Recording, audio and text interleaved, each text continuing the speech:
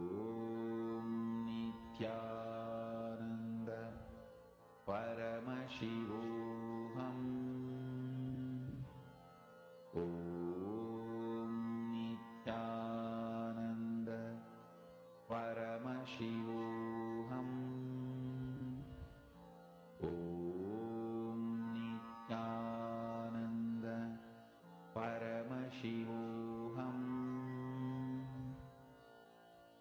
Om Nithyananda Paramashivoham. Om Nithyananda Paramashivoham. Om Nithyananda Paramashivoham.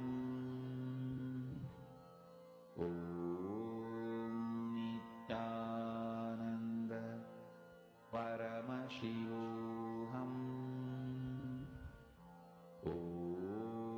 Nithyananda Paramashivoham. Om Nithyananda Paramashivoham. Om Nithyananda Paramashivoham. Om Nithyananda Paramashivoham. Om Nithyananda Paramashivoham. Om Nithyananda Paramashivoham. Om Nithyananda Paramashivoham. Om Nithyananda Paramashivoham.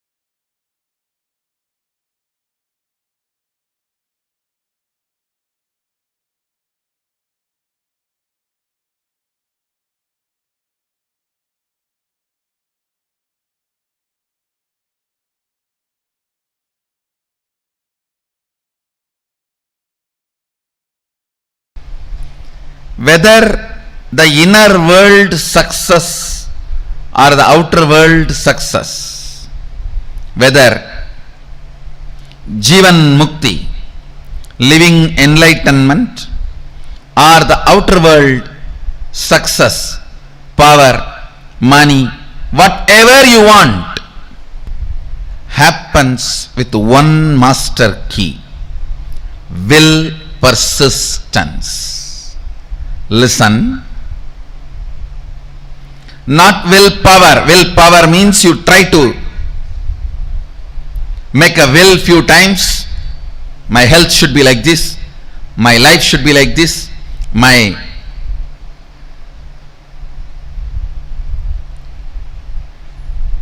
business should be like this.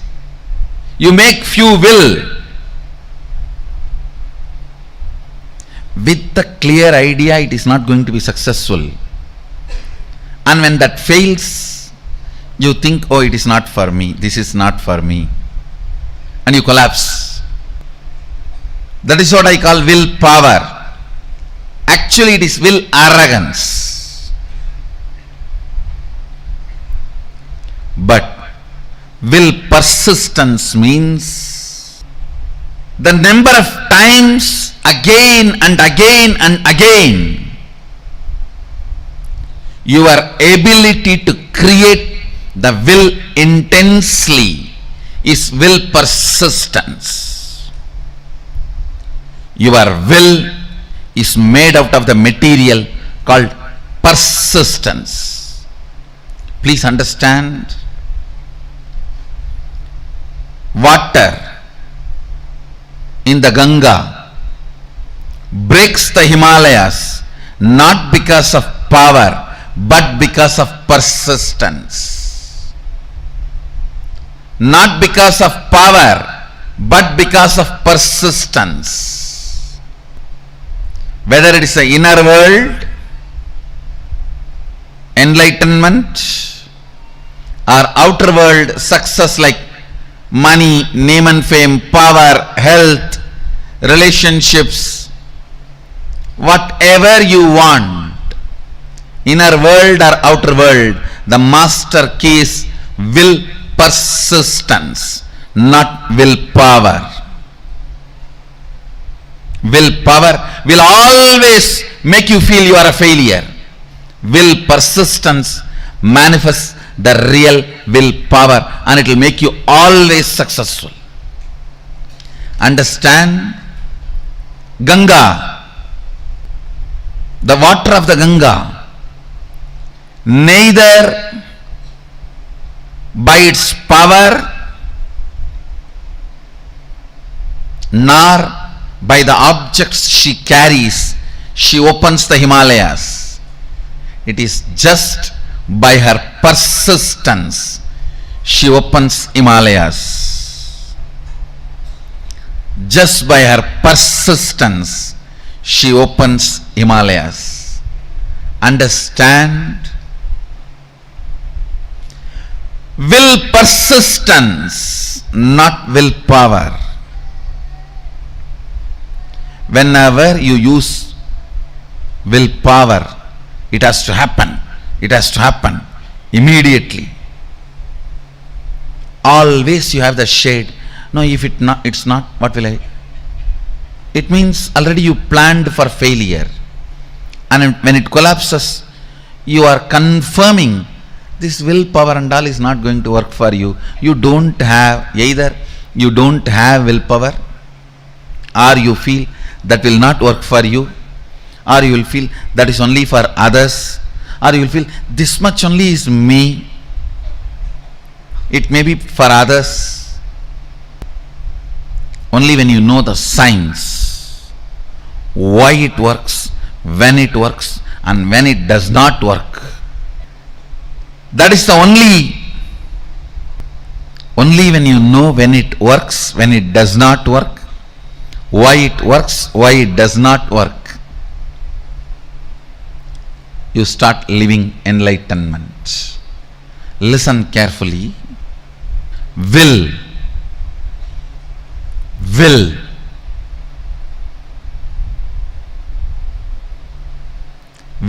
persistence means manifesting enlightenment and powers.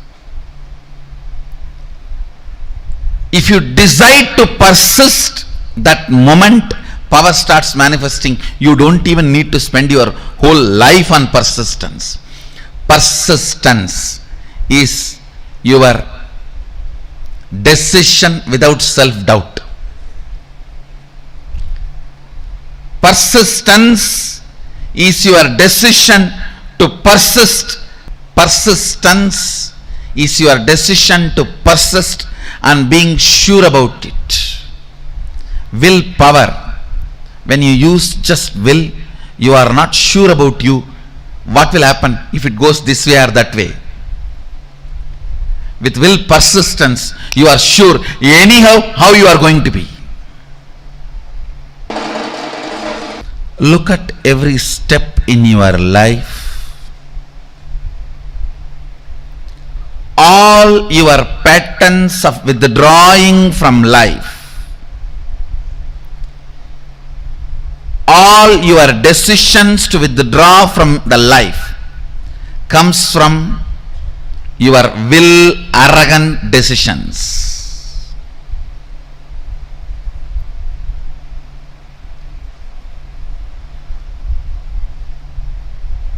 All the life involvement decisions comes from will persistence. I tell you, whether inner world or outer world, life is all about how much you are intensely getting involved. That's all.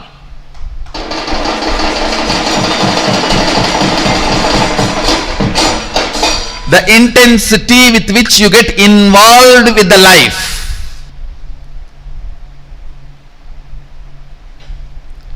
Intensity with which you get involved with the life, the more and more interaction, more and more involvement, more and more ice breaking.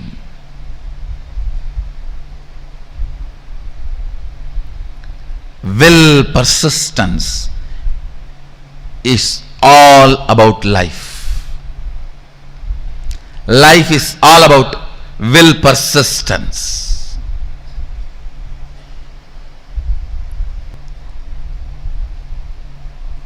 Will arrogance is failure. Will arrogance means I'll try to create a will. If it is successful, then I'll believe this philosophy. If it fails, if it does not click, then I think this philosophy is not for me, this does not work for me, or I think this does not work for anybody. All this is what I call will arrogance. Let me check out how it looks, how it feels. The one and only way you will build will persistence is through Sangha. Sangha teaches you the science of will persistence.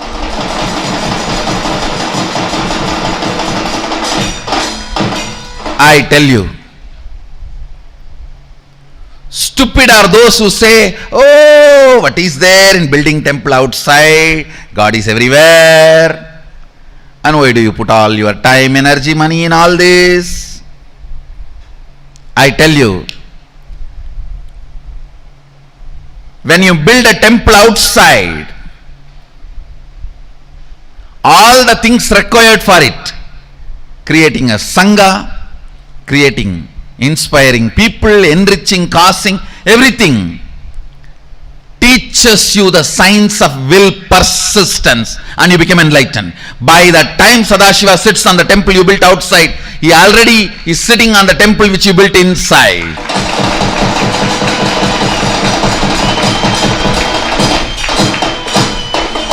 I tell you, anybody wants enlightenment, build a temple, you will have it.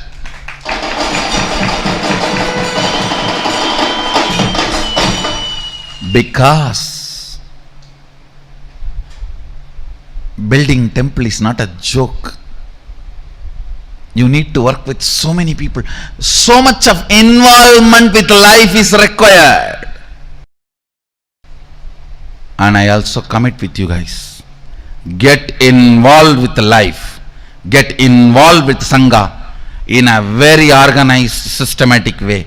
I am responsible for your enlightenment and manifesting powers. When I say I'll do it. When I say I'll do it.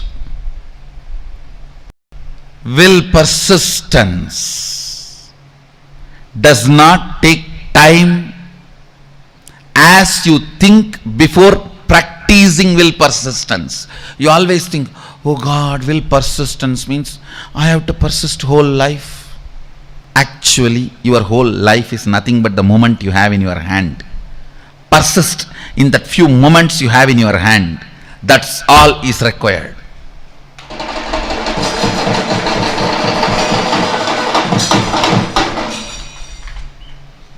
The moment you think of the whole life, it's will arrogance, not will persistence. The moment you decide will persistence, simply you start manifesting Sadashiva.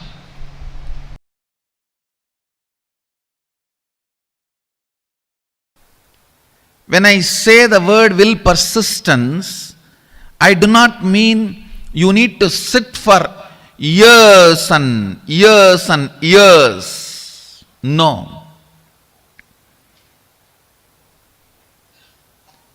It is a simple decision of more persisting. Listen carefully. Listen.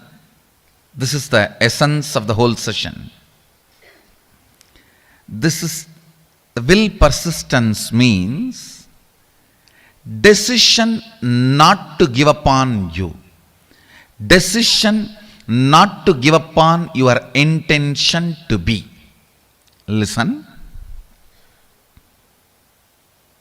There are only two parts in your inner space.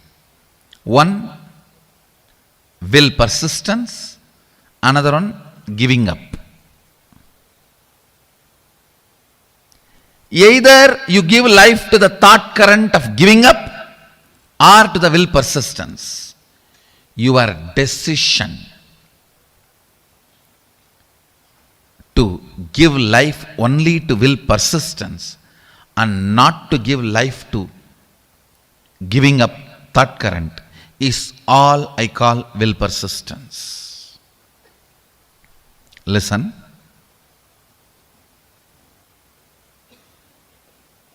Actually, it's too easy. The truth is, it's too easy.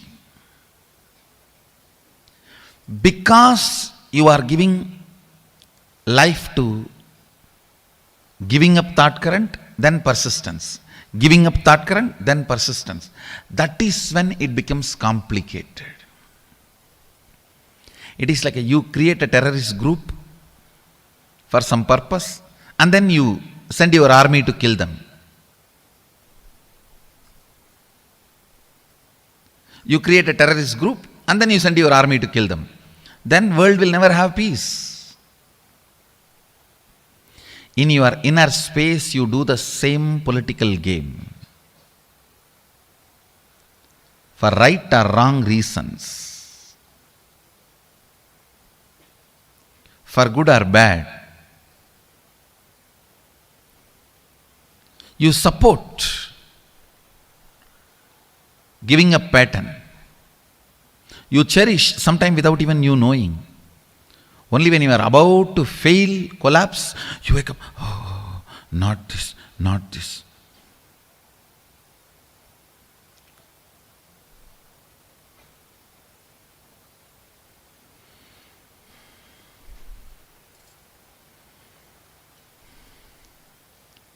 Having an alarm in your life to remind you and hold you without letting you fall is equivalent to having a guru.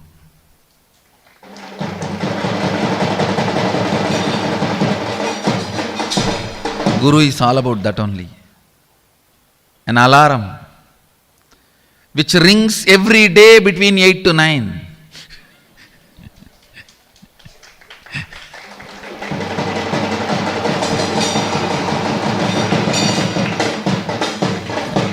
Reminding you constantly not to fall.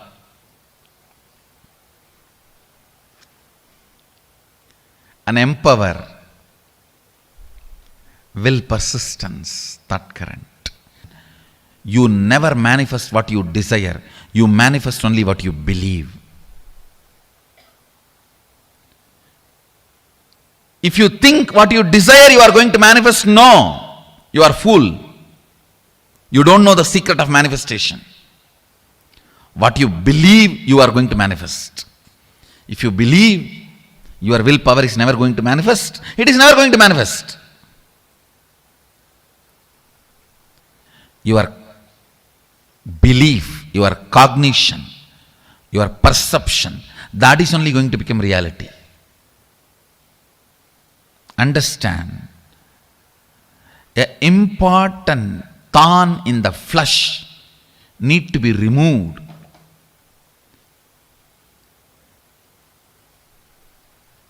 The pain point need to be removed from your inner spaces.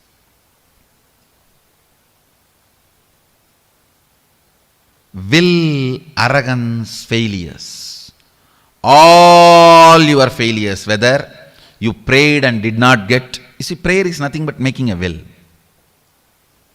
You prayed to God something and did not get it, or you sincerely tried and did not achieve it, or you created a space and it did not become reality. All this and all the pains accumulated around this is all about will arrogance. Listen, it is all about will arrogance.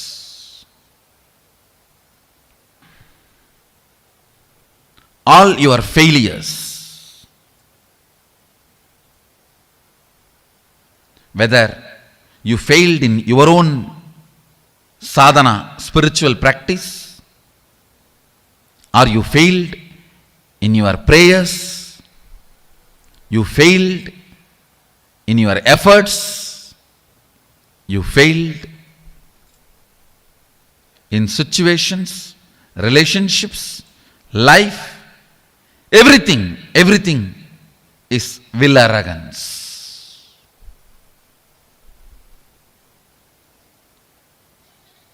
If you understand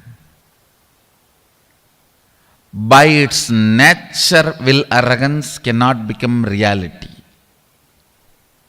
By its nature, will arrogance cannot become reality.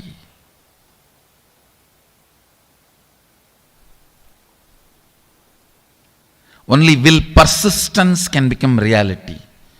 So much of healing will happen inside you. Today I wanted all of you to do this as an assignment. All the situations you feel you have failed, frustrated, hopeless, list from the time you remember you. From the time you remember you, list and find out how your will arrogance failed you in that situation. How your will arrogance was the main reason why you failed. This understanding and then completing with this pattern of struggling with will arrogance and deciding to have will persistence, your will arrogance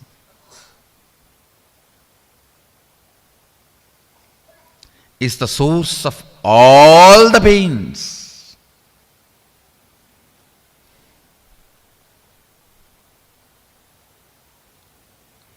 If you can internalize this one truth today,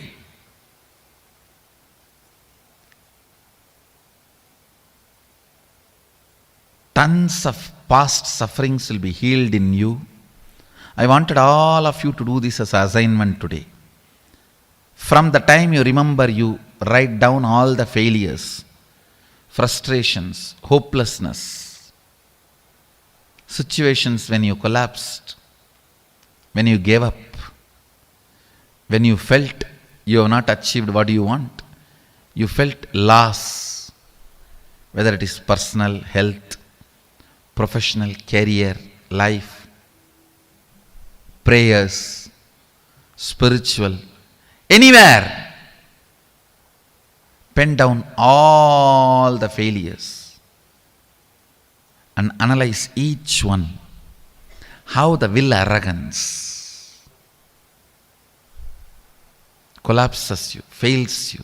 Will arrogance means trying half-heartedly, failing, and then blaming yourself. You can never achieve it. Trying half-heartedly, failing, and blaming yourself, you can never achieve it. Vicious circle is will arrogance. Virtuous circle is will persistence. Will persistence means deciding whatever happens, I am not going to give up till my intention to become reality. Nothing can stop me. If my intention to be is Shivoham, till that happens, I am not going to give up. I am going to be persisting. The will persistence.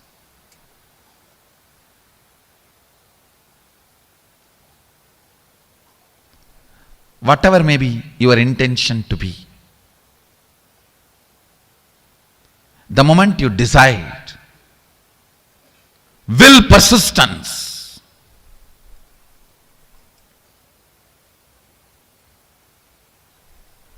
you will see so much of healing, healing, healing, powerfulness, powerfulness, powerfulness.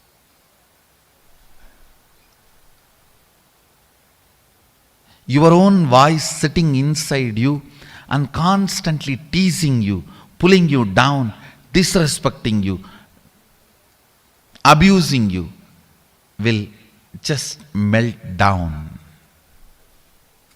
You don't have any other enemy other than your own will, arrogance voice from inside.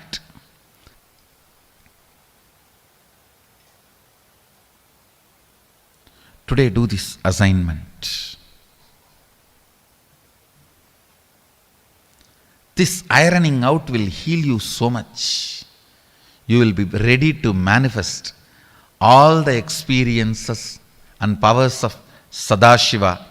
Align here.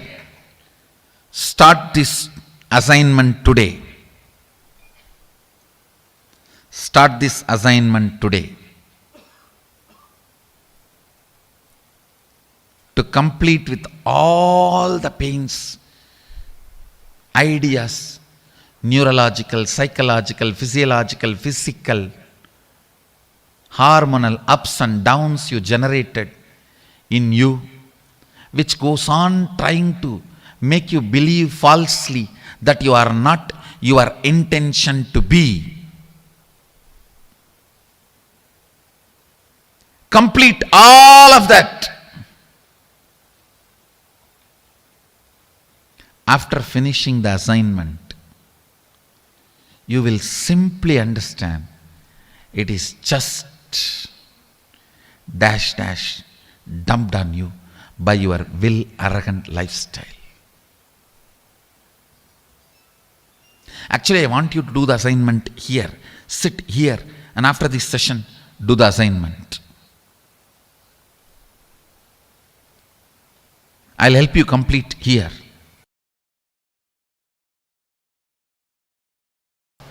Bringing pure questioning back to your life, bringing seeking back to your life is what I call completion. Understand?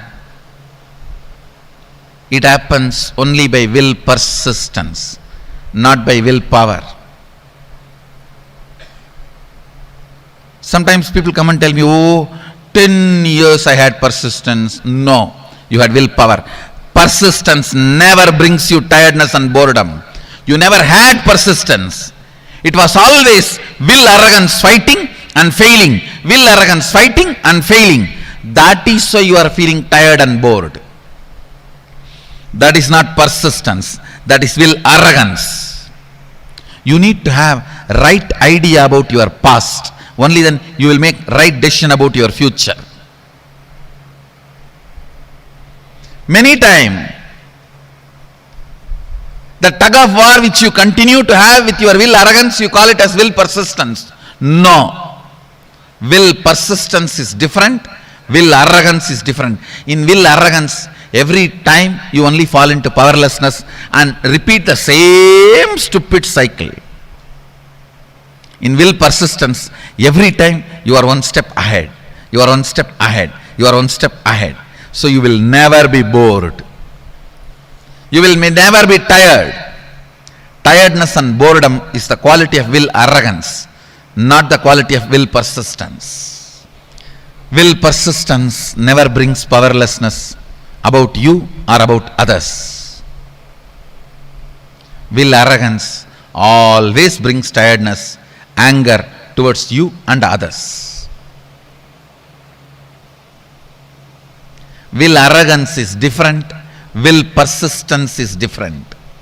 Will persistence becomes will power, not will arrogance.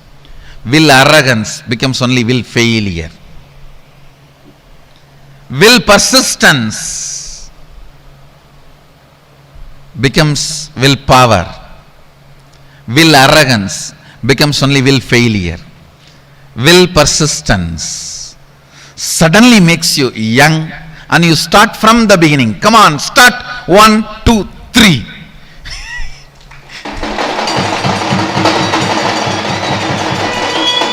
Will arrogance makes you feel tired about even the things which you never practiced, but just you imagine you tried, I tried.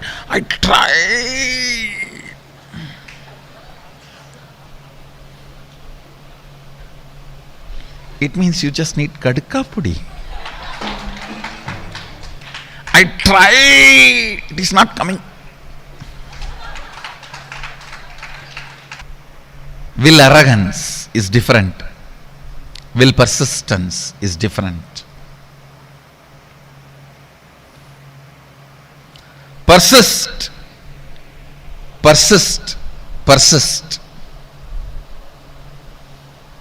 Naham manye suveteti. Nona veteti vetacha. Yonastat veda tatveda nona vedeti vedacha. You may know something, you may not know something. Knowing what you know and knowing what you don't know is itself knowledge. Will persistence.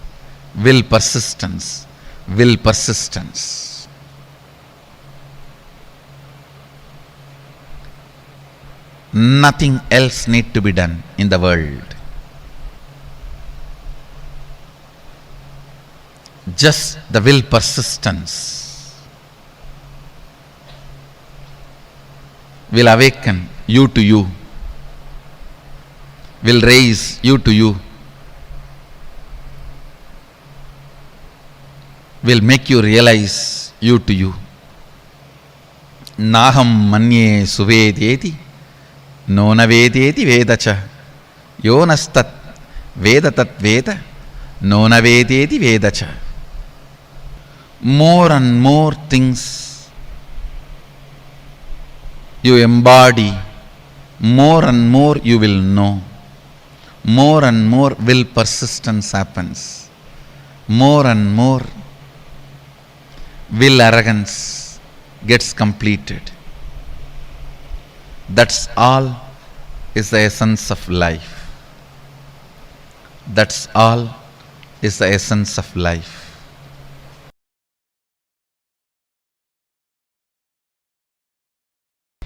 At certain level, attacked by tiredness, self-inflicted boredom makes you feel you know it. That's all can be known. You give up on you. And you feel everything is okay. I have seen this during the manifestation of powers. People actually fight with the so-called willpower. It is not willpower, will arrogance. If I make it now, it has to happen now. If it is not happening, then it is not for me. Leave it. Willpower. What do you think as willpower? Is nothing but will arrogance. Real willpower comes by will persistence. When you are bit by the snake called will arrogance, and that poison spreads inside you as tiredness and self-inflicted boredom. I've always seen this. When people first start seeing me, they are all excited, go gaga about all over. If they don't convert that excitement into responsibility and assimilate it as part of them, then slowly, that's the difference between fan and devotee. Fan just fans away all the excitement. Devotee makes the excitement into responsibility. whoever has converted their excitement and devotion into responsibility, they will never be bitten by tiredness and self-inflicted boredom. Understand? I am using two words. Tiredness can sometime can come even externally, but boredom only from internally it can come. That is why I am using the word self-inflicted boredom. When this two attacks you, you come to a decision, that's all for me, leave me. When you say, that's all for me, leave me, your life has ended. Your life has ended. Even I don't tell that. Even still I sit and work. How can the system be more and more stronger, so it can radiate more and more? It can manifest more and more. It can support more and more. It can share more and more.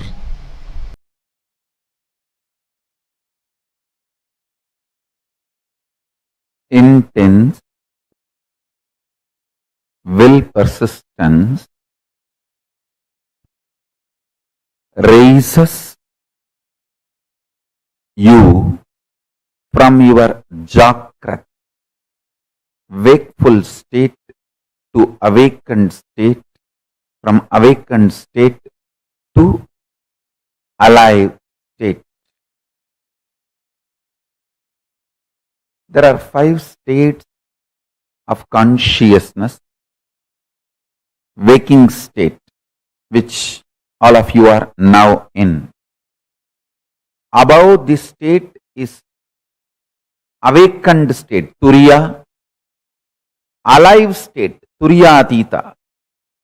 Below the waking state is dream state and deep sleep state. Listen. Waking state. Jakrat. In Sanskrit we call it Jakrat. English, waking state. Below this waking state is dream state, Swapna. Below the Swapna,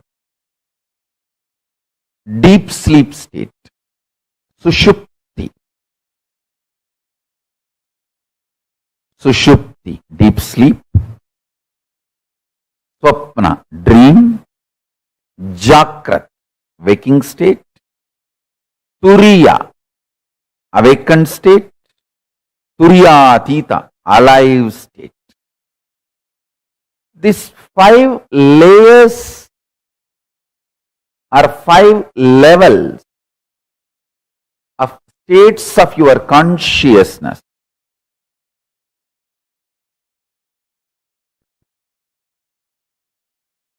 Is your life.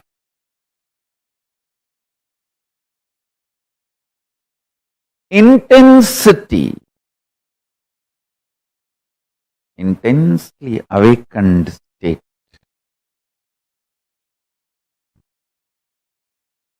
leads to alive Turiya Atita in you. I tell you, neither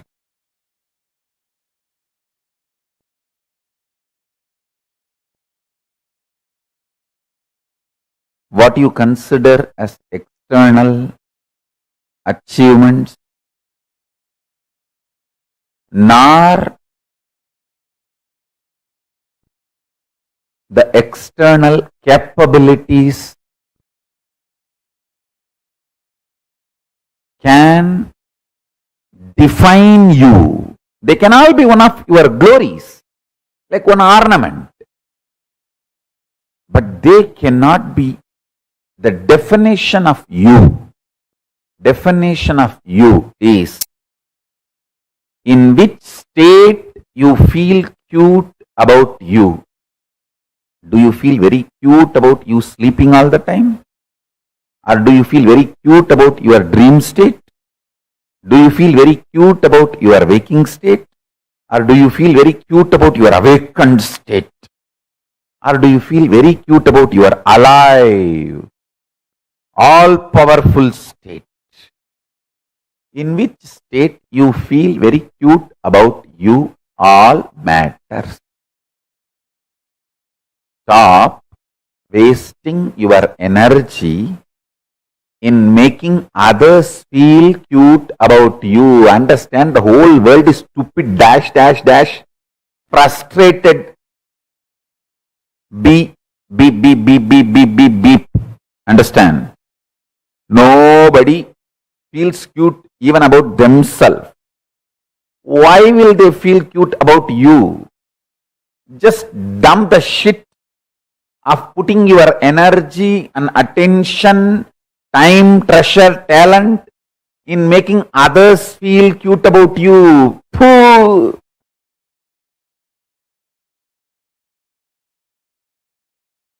It's like you are wasting your whole life for pig shit. Stop. Decide in which state you feel cute about you. That's all is life.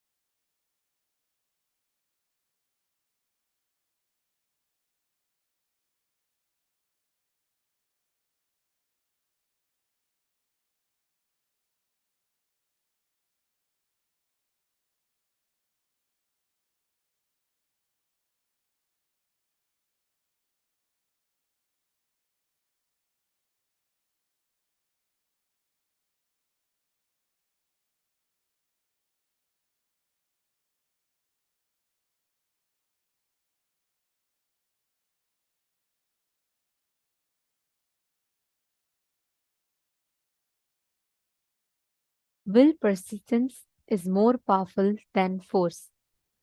Swamiji revealed, literally summed up the whole essence of life for all of us. How our will persistence is more powerful than force. Swamiji revealed, right? How Ganga does not break Himalaya by her power, not by her might. She breaks it by her persistence. She doesn't break it because of force, but because of will persistence. See, will persistence is nothing but your decision without self doubt. Any decision without self doubt is your will persistence. When you decide, even the cosmos has to listen to your will. Can I request each of you to post what you understood as will persistence? Nithyanandam, this is a very important session. So, can I request each of you to post? What did you understand as will persistence? Come on, Ma Agama Priya, Ma Itsk, and we have Madonna, Ma Ankita. Where is Anisha? All of you could please post.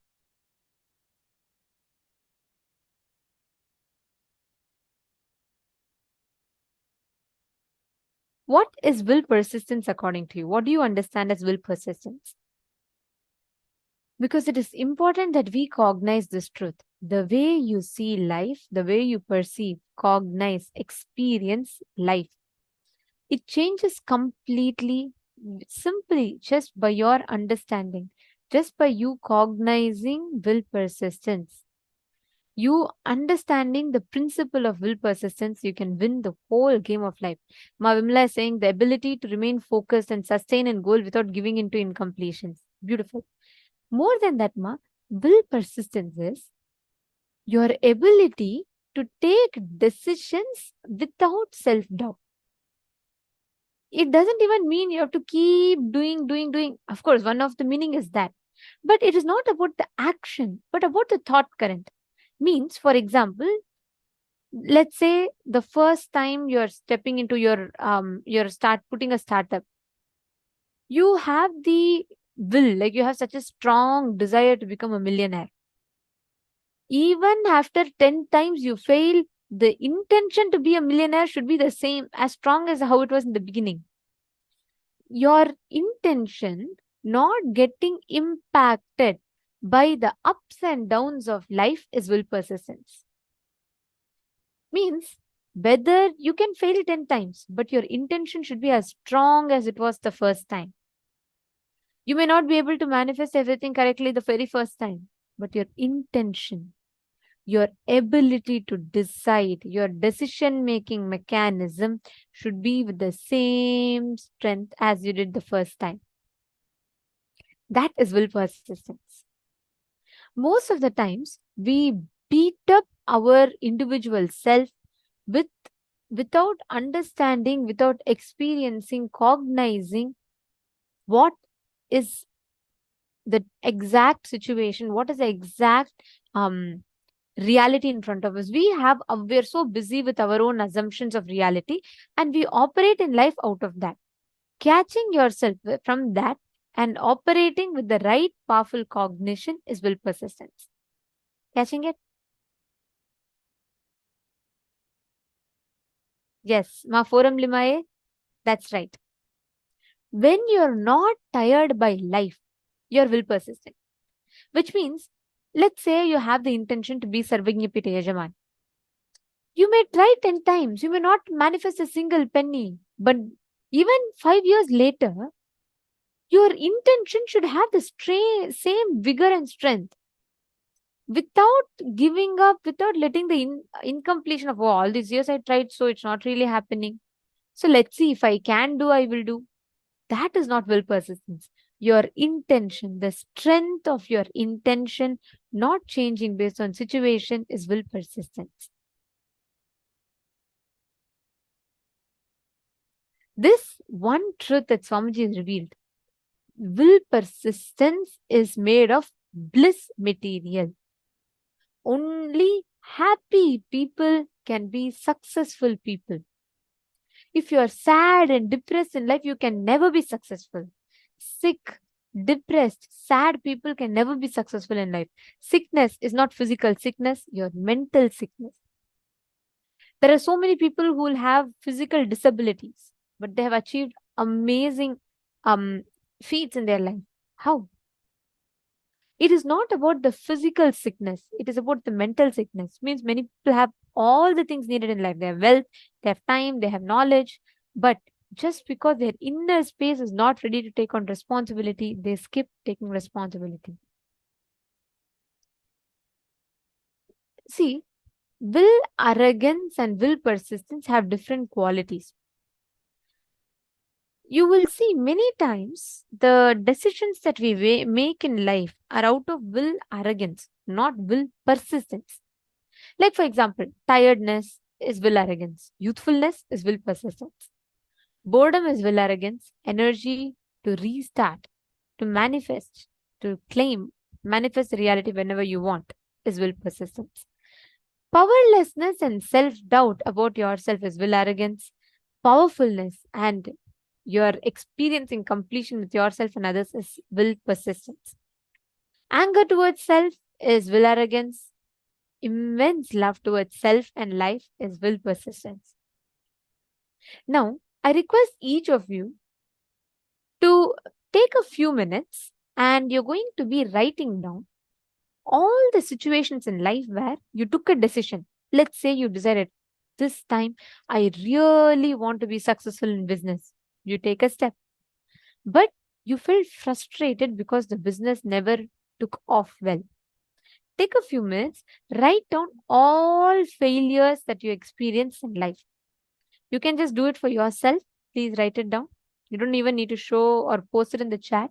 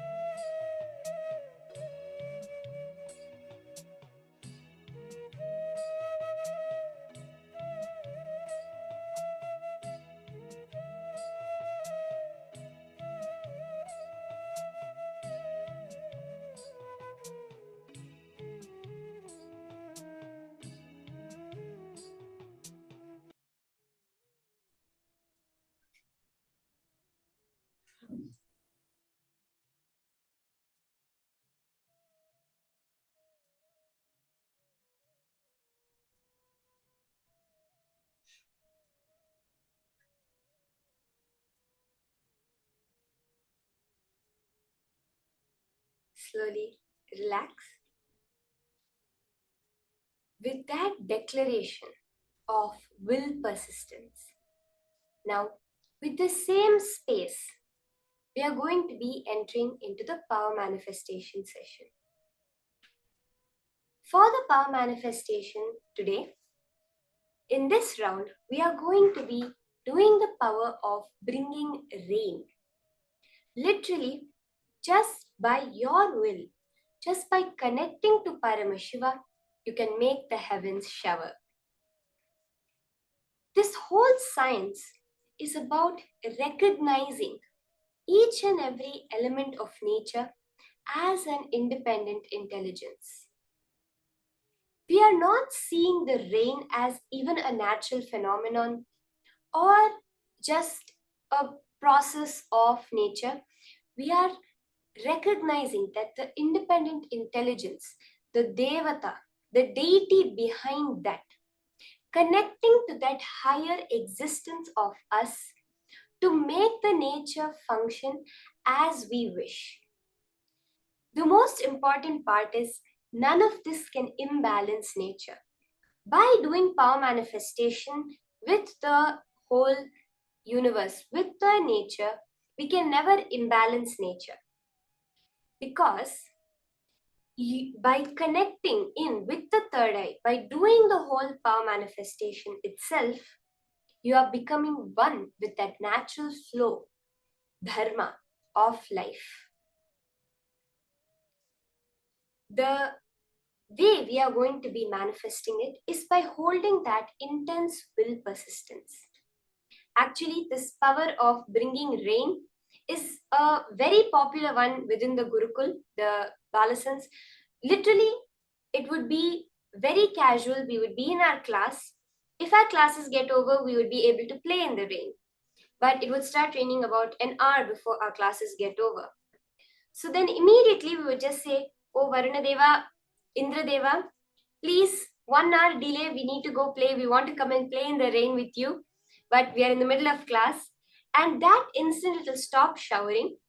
Exactly an hour later, as the bell for our class rings, it will start raining again.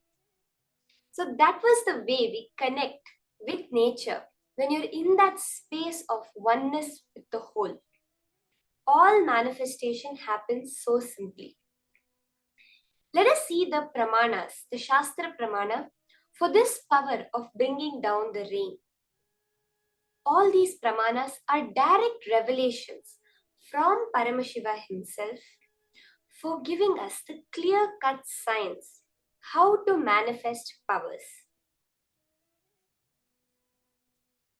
This power of bringing down the rain is just a change in the inner space. As Swamiji says that the Pindanda and the Brahmanda, one end of the rope is the Pindanda, is the body that you perceive, and the other end of the rope is the Brahmanda, the universe that we perceive. When a small change happens within, immediately we are able to change the cosmos around us. When we know how to alter a slight mood, anger to happiness, anger to creativity within us, we are immediately able to change the weather around us from rainy to sunny or sunny to rainy. Let us now see the Shastra Pramana for the power of bringing down rain, connecting with nature. The Shastra Pramana for this power is from the Vijnana Bhairava Tantra, Sutra 113, Dharana 87. Sampradayamimam devi shruna samyak vadamyaham kaivalyam jayate sadyo netrayo stabdha matrayoh. Bhagavan Paramashiva says, "O Devi, listen to this sacred tradition. I shall reveal it to you vividly, completely. Just keep your eyes completely wide open. Do not see or perceive anything. By simply keeping it fixed with a steady gaze on the reality within. By this, the state of aloneness, kaivalya, the oneness that expresses as extraordinary powers, and experiences will occur immediately. Clearly, what Paramashiva is revealing is how, when we drop the border of me being separate from the universe, keeping the gaze on the reality within, the real truth of the universe, you are able to very clearly see how the whole universe is just an extension of you. The Apta Pramana for this power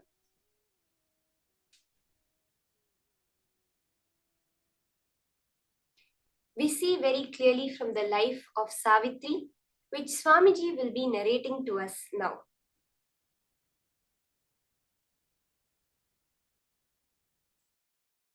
Power manifestation, enlightenment science of Hinduism is not just little peace and little bliss. No. It gives you tremendous peace and tremendous bliss, no doubt. But the conscious science of Hinduism is playing with the reality. One chaste woman who does not want to lose the husband for some reason because she loved him so much, she just stopped the sunrise. And it is true. It is true. Just calculate the Satyavan Savitri's time period. Go and check astrological flow. Exactly those few days there was no sunrise. How? You do research. If you ask me the answer, I am a Hindu monk, I will say the power of Savitri.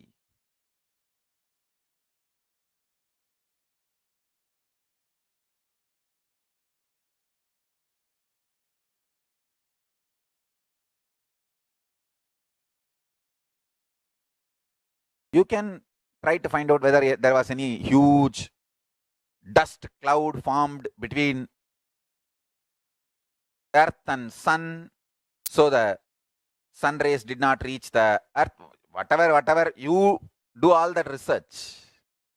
But I tell you, it happened. It is a fact. It's a reality.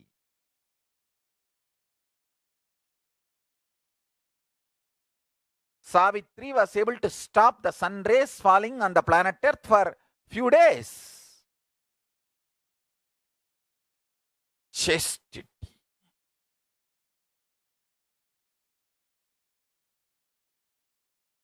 Tiruvalluvar, the great Shaiva saint, says, Devam Thoral Korunan Thozhuzhezhval Peyyana Peyyum Mazhai.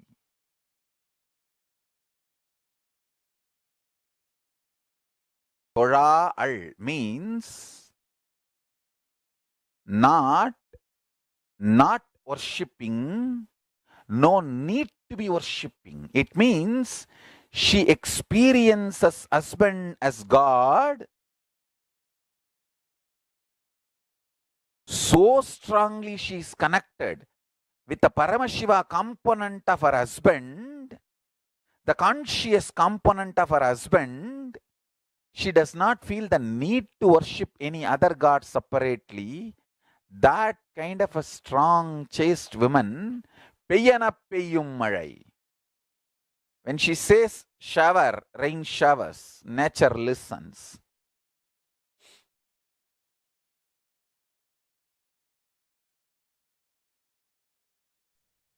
So, as we just saw, Swamiji so beautifully reveals the science of how Savitri was able to connect with the nature just by her very existence.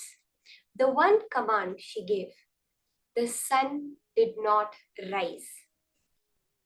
The same way Swamiji has demonstrated in his own life during the program where a festival was supposed to happen and Swamiji stopped the sunrise, delayed the sunrise by almost 40 minutes. Let us listen to this incident also from Swamiji's own mouth.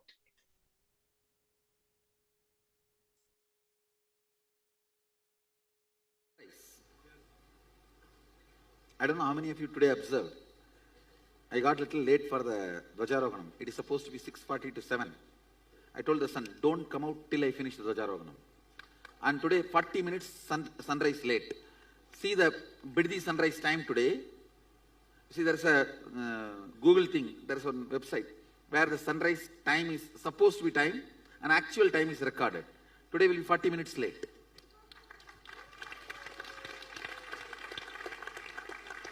You want to see? It was actually only after I came out, finishing the Dvajarohanam, sun was even seen in the east. Not because of cloud. Cloud means he will be seen higher.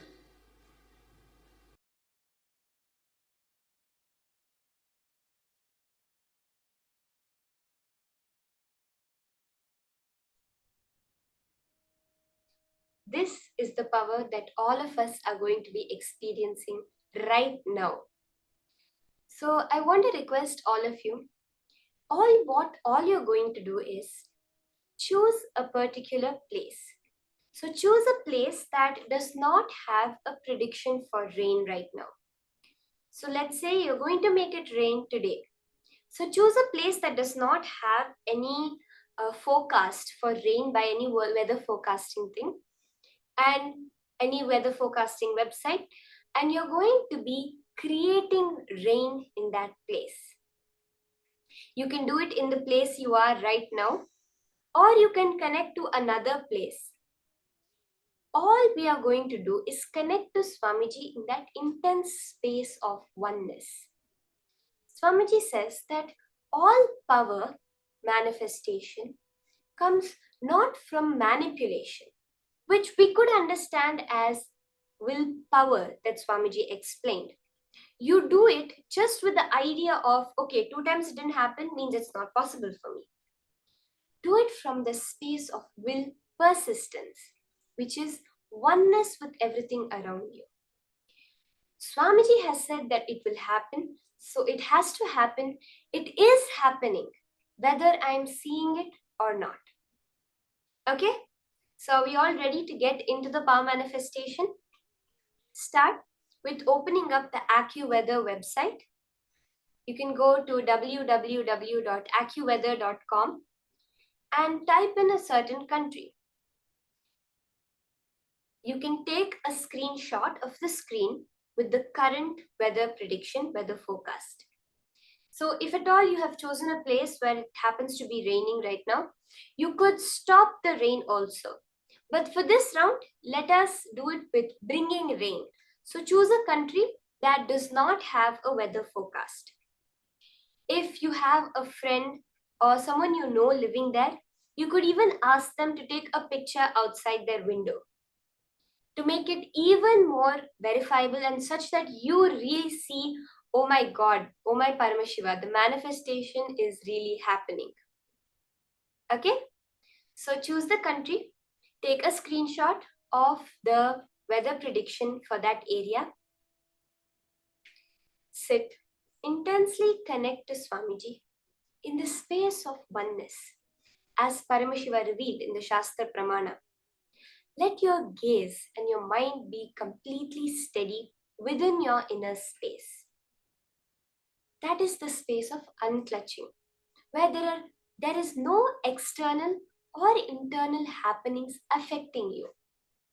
You are a pure witness to anything going on in your inner space. Unclutch, chant the Mahavakya to raise your frequency, to tune in with the cosmic frequency. In the space of intense feeling connection, start the manifestation.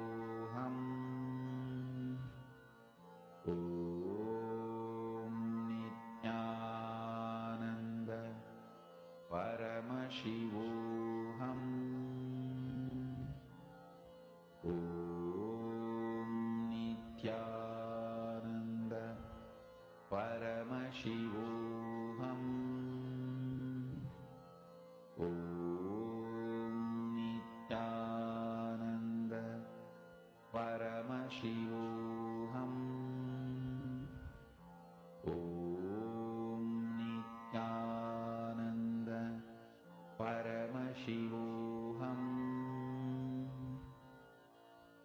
Om Nithyananda Paramashivoham.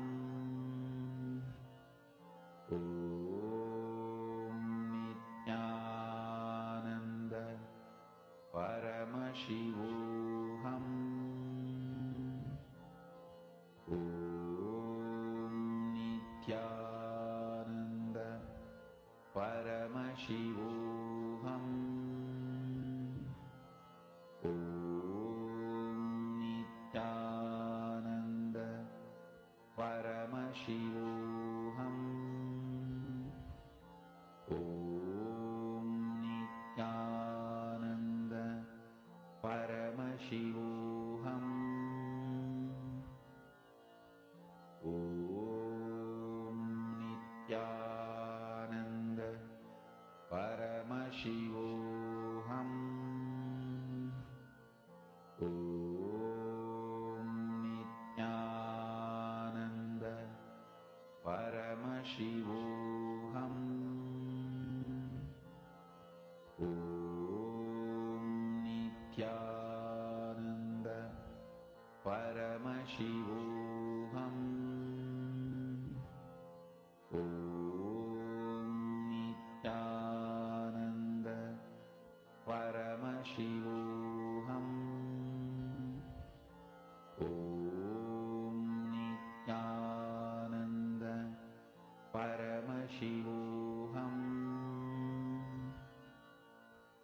Om Nithyananda Paramashivoham. Om Nithyananda Paramashivoham. Om Nithyananda Paramashivoham. Hold that will persistence. That is the quality of Ganga that makes her what she is. Let that Kundalini be the Ganga within you. Holding that will persistence, that whatever may seem as the external result, you are focused on the experience of experiencing Paramashiva as your own existence. What happens externally is a side effect. It is that cognition shift, that experience of ultimate bliss as Paramashiva. That is what the whole goal of power manifestation is. Keep your entire persistence, will persistence on that experience. Just be clear. Paramashiva is manifesting whatever else needs to happen. And continue chanting the Mahavakya. Nithyananda Paramashivoham. Om Nithyananda Paramashivoham. Om Nithyananda Paramashivoham. Om Nithyananda Paramashivoham. Om Nithyananda Paramashivoham. Om Nithyananda Paramashivoham. Om Nithyananda Paramashivoham. Om Nithyananda Paramashivoham. Om Nithyananda Paramashivoham.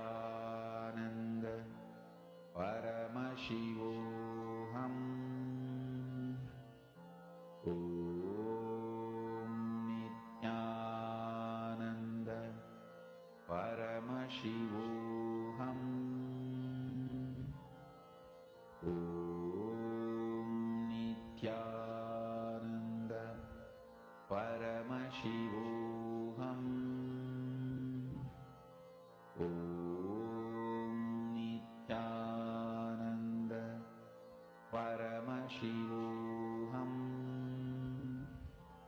Om Nithyananda Paramashivoham. Om Nithyananda Paramashivoham. Swamiji has revealed that this power manifestation can take about 42 minutes to manifest.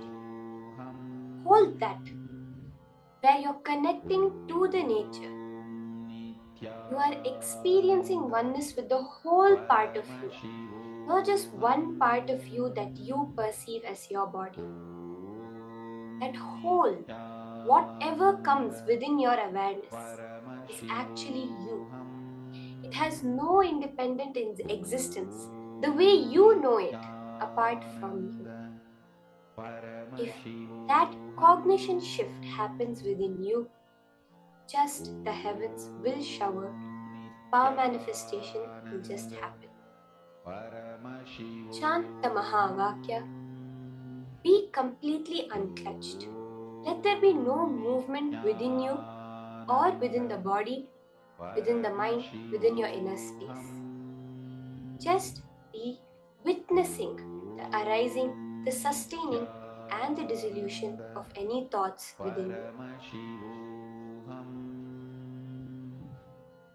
Om Nithyananda Paramashivoham. Om Nithyananda Paramashivoham. Om Nithyananda Paramashivoham. Om Nithyananda Paramashivoham. Om Nithyananda Paramashivoham. Om Nithyananda Paramashivoham. Om Nithyananda Paramashivoham. Om Nithyananda Paramashivoham. Om Nithyananda Paramashivoham.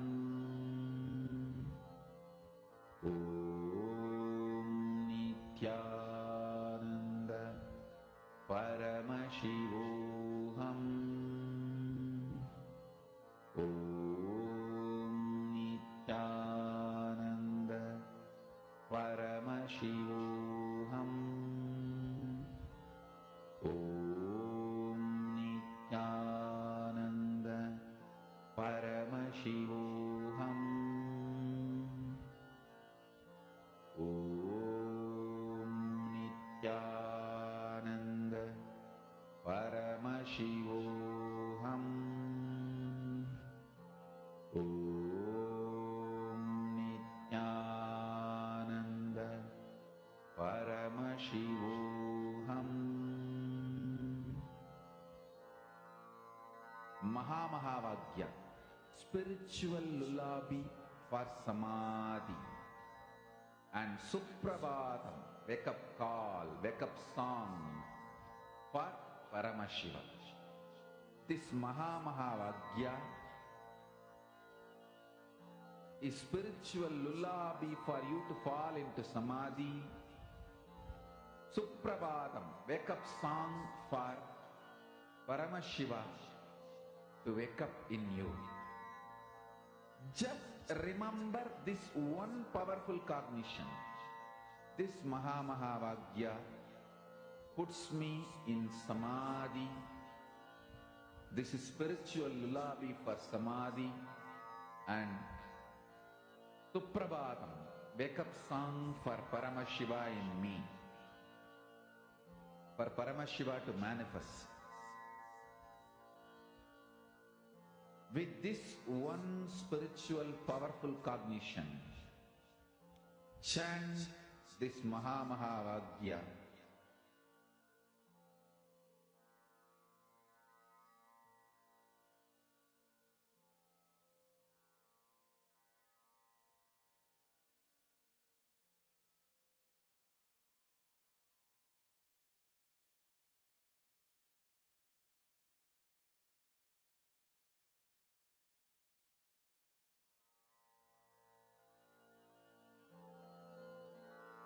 Mahamahavagyā, spiritual lullaby for Samadhi, and Suprabhatam, wake up call, wake up song for Paramashiva, for Paramashiva to manifest.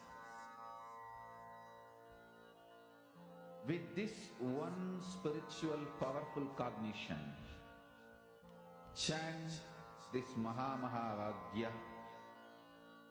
Om Nithyananda Paramashivoham. Om Nithyananda Paramashivoham. Om Nithyananda Paramashivoham. Om Nithyananda Paramashivoham. Om Nithyananda Paramashivoham. Om Nithyananda Paramashivoham. Om Nithyananda Paramashivoham. Om Nithyananda Paramashivoham. Slowly relax. You can go back and verify now. Go back to the accuweather.com website. Take another screenshot of the manifestation. How has the weather prediction changed? And as I had mentioned, if you have someone physically there, you can ask them to take a picture out of their window to what is the shift that has actually happened in the weather. Swamiji always says that our focus is on the experience. So post whether what did you feel while you were doing the whole manifestation process?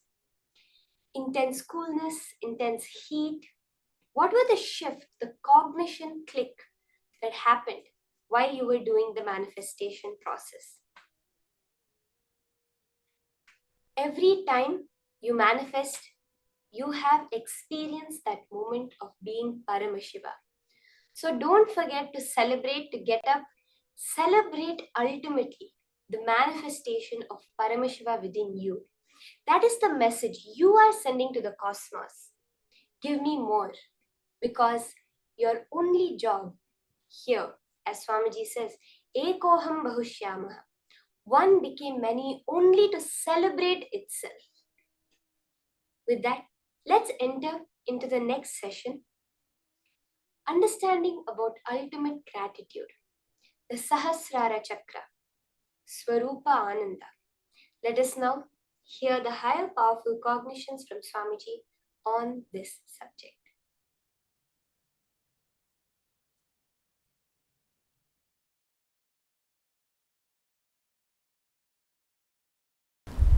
The opinions like love, hatred, those signals occupy such large space in your brain, they form like a fort and do not let you see beyond the wall. listen, listen. Seeing this world does not make you incapable or incapable of not seeing the other worlds. No. Opinions you form about this world stops you perceiving the other planes. Listen. I'll repeat. See, this world you see. Bhur, Bhuva. In the human body you have access to all the three. Bhur, Bhuva, Swa.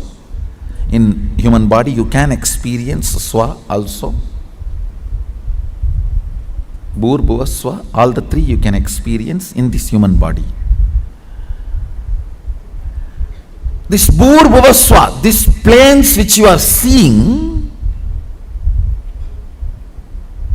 is not stopping your ability to perceive other planes like a Tapo, Satya, Brahma, all those lokas. But the opinions you form about these worlds becomes a huge fort inside your brain, Sahasrara Mandala, 1,000 petal flower. When that fort is built,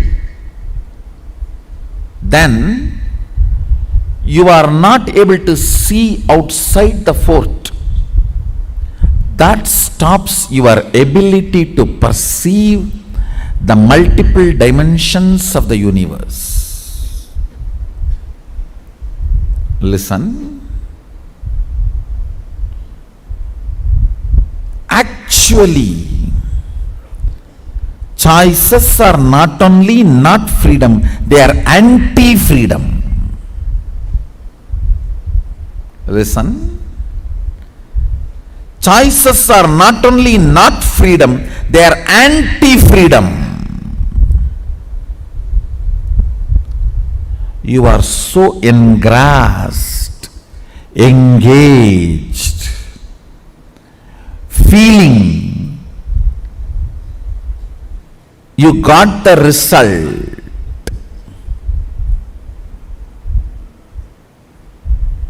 Because you do not know the way to check whether some stone is a diamond or a shining ordinary stone, you go on collecting your whole life something. Only when you are about to die, you discover a machine to check the diamond and you find out whole thing you collected is just faltu stone.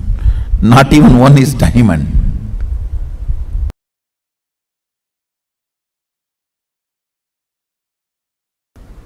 The more dimension life you manifest, more fulfilling you are, more complete you are, more Sadashivatva manifests through you.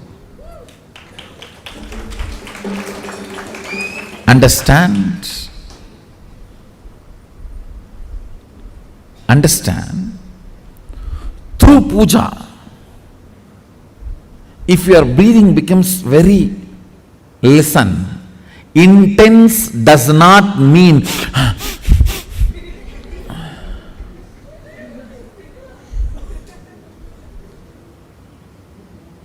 through dance, getting intense will have a different physical expression.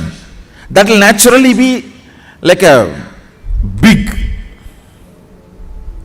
hyperventilation kind of a action. But through puja, when your breathing becomes intense, it will not be hyperventilation type, it will be deeper ventilation type. Like Sahasradala Pangaje Shagala Sida Rashmi Prabham Varabhayagarambujam Vimalaganda Pushpambaram Prasannavadanekshanam Sagala Devata Rupinam Smarechirasiyam Sagam Tatapimana Purvam Gurum. It's actually Dhyana Sloka for Guru. I can see very clearly Arunagiri Yogeshwara.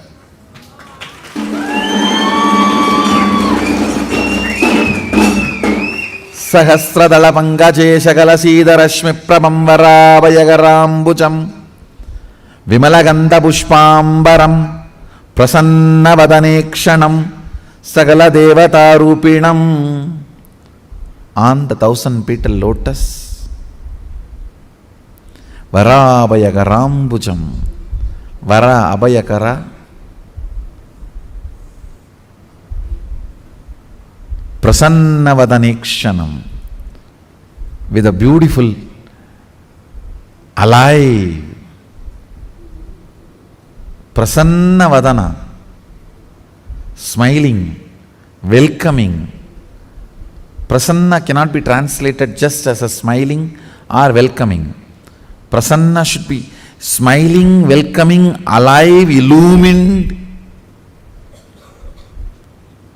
graceful. All that words should be added. Prasanna is something which brings you to the present. Prasanna Vadanekshanam Sagala Devata Rupinam, embodiment, or in the form of Sagala Devatas, all the gods and goddesses. Smarechirasi Hamsaham Tatapimana Purvam Gurum means with my breathing flow, Hamsakam. See, Hamsam is the integrity syllable of your breathing. Listen carefully. Integrity means being what you are known for.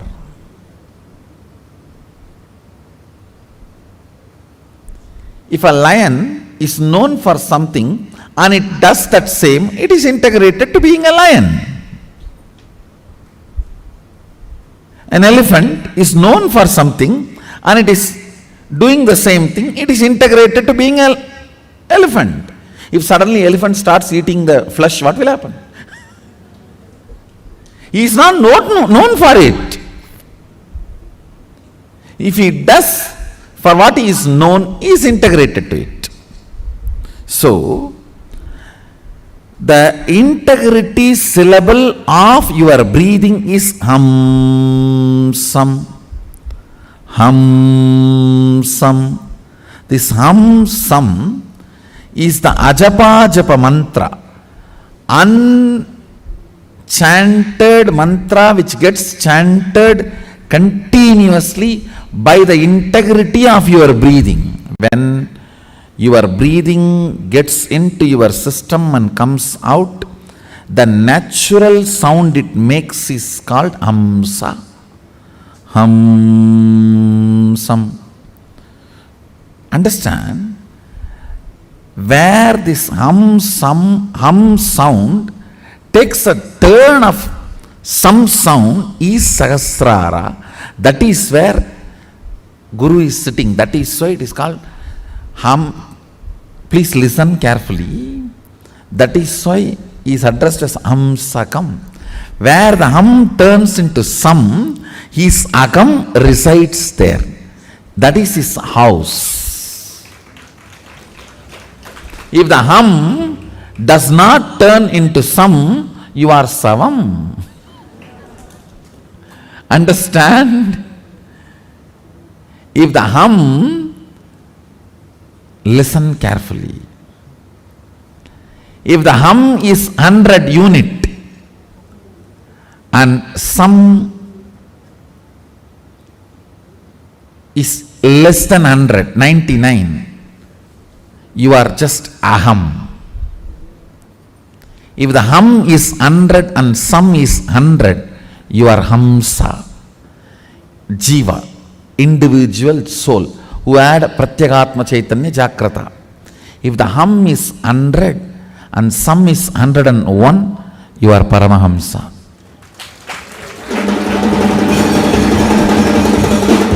Listen carefully. This hum sam proportion decides the level of integrity you have in your system. This hamsam that decides how many dimensions in your brain are open and available, accessible to you. Listen very carefully.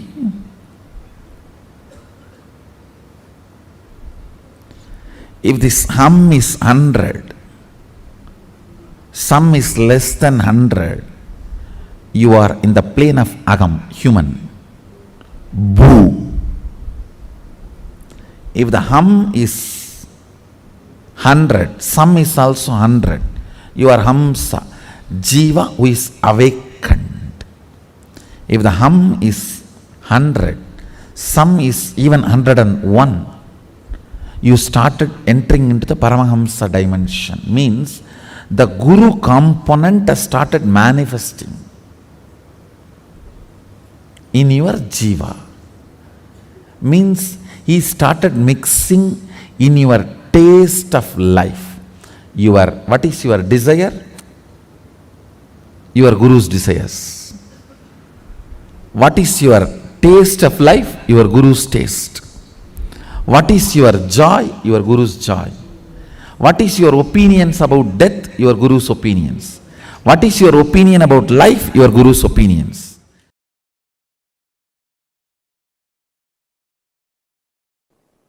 If you start enjoying the narration you carry about you, Svarupa Ananda, and everyone around you enjoys the narration about you which they carry in them. In that space,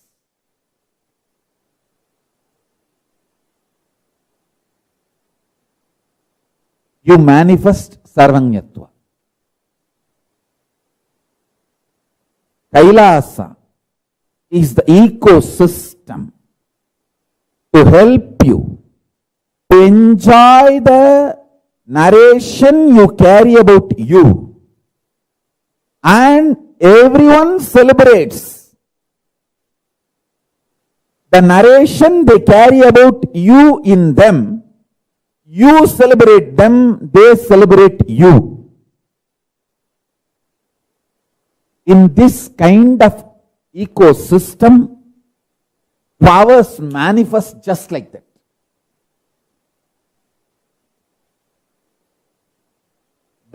That kind of a ecosystem makes nectar flow in your Sahasrara chakra, in your crown center.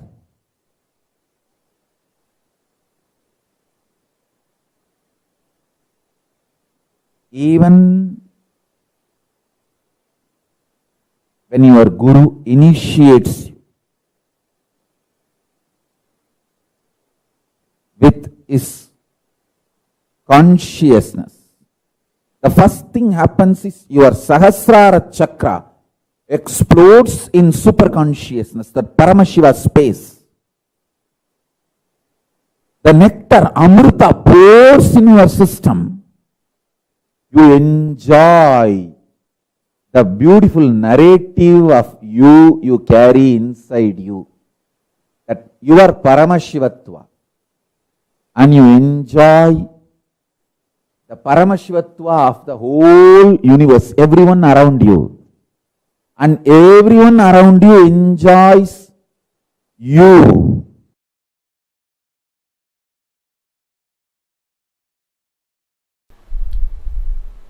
Let me come back to the subject. Listen.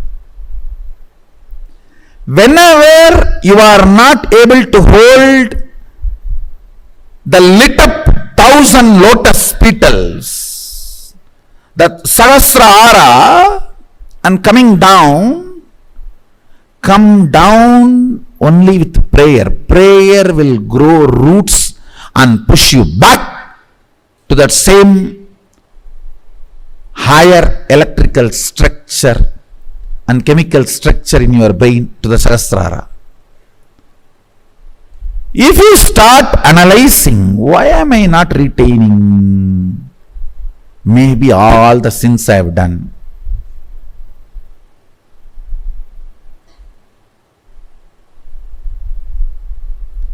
That is complete stupidity.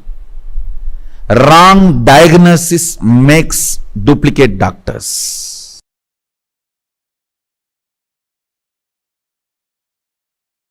Listen carefully.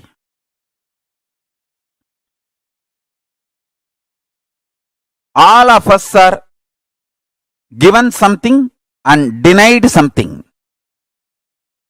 Nobody can say, I am not given anything. You are still alive, breathing. So that proves life is given to you. Naturally, even if you are richest man in the world, there are some things which is not given to you.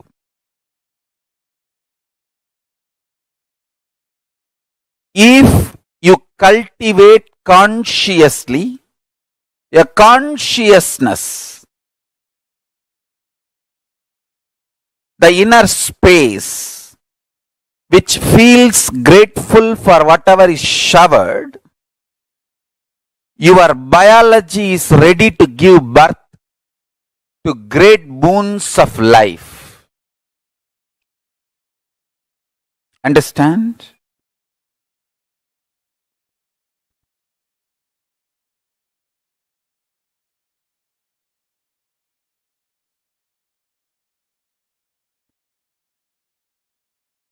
Person who cherishes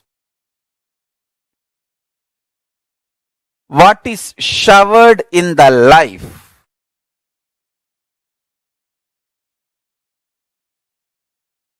feels supported, loved, cared, and goes on deciding to support, love, care. Understand? This space is heaven. I tell you, all I need for me to run my whole day is just consciously feeling joyful. Those devotees smile, that's all. See, when I open the eyes from samadhi and see the two-way, when I see all these people, that's all is my food. Nothing else is needed. No other food is needed.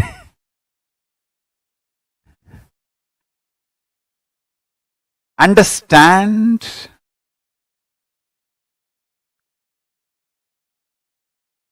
The biology you carry, inner space you carry,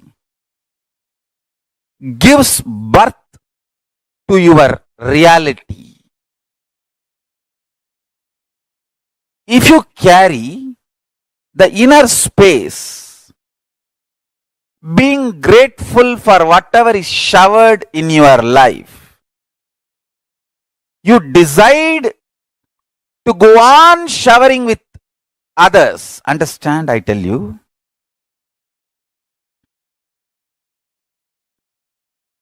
Whoever enjoys by contributing are gods,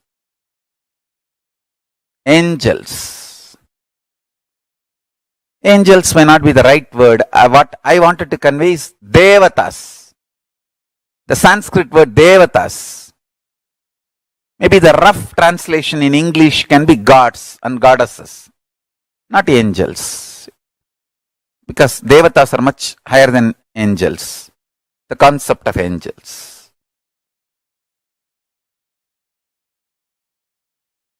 Listen carefully.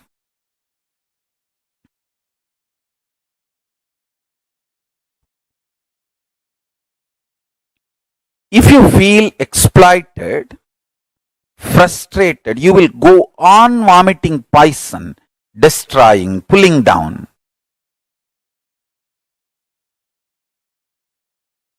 Spreading hatred, vomiting poison. you will be so deluded. You will know you are straight lying. And you will believe it is perfectly all right. That is the worst delusion. That's the worst delusion. Money gets more money. Integrity gets more integrity. Laziness gets more laziness. Abuse gets more abuse. Joy gets more joy. Bliss gets more bliss. Sadness gets more sadness. What you work for, you get that. I tell you, listen carefully. I really tell you.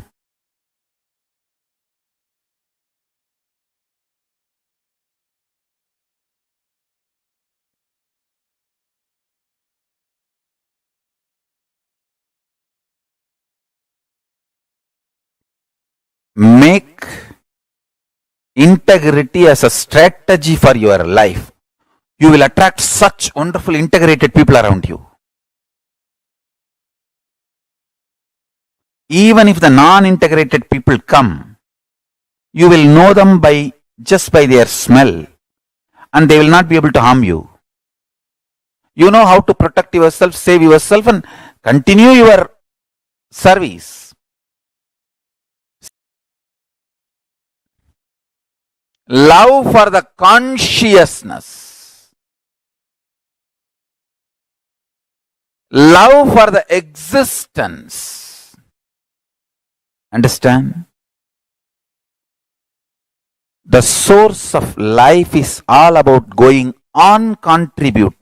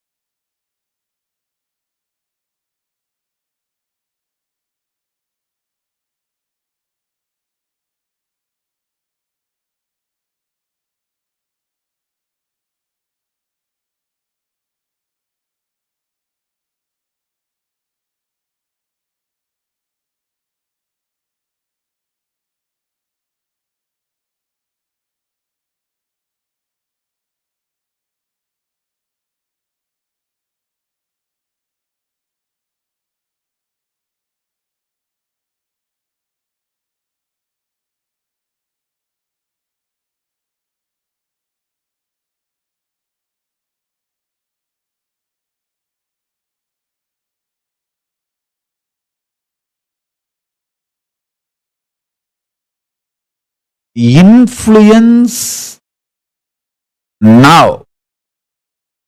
Influence the present moment.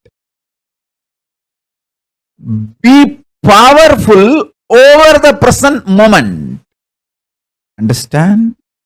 Live in the present moment is not a complete truth. Have power over the present moment is the complete truth. The power of now is having power over now. Listen. Understand how you feel about you now and how you feel about the world now. Make that too powerful. If you understand and make yourself powerful, that you are Paramashiva, you will understand world is so auspicious and you are the power. Whatever you think, perceive, even as bad, was never bad, is never bad, will never be bad. It is your wrong perception is the problem. Delusion is the problem. Everything is happening properly. You just need to add more life positivity, more understanding. You just need to remember again and again, you are Paramashiva, and face everything out of strength and powerfulness.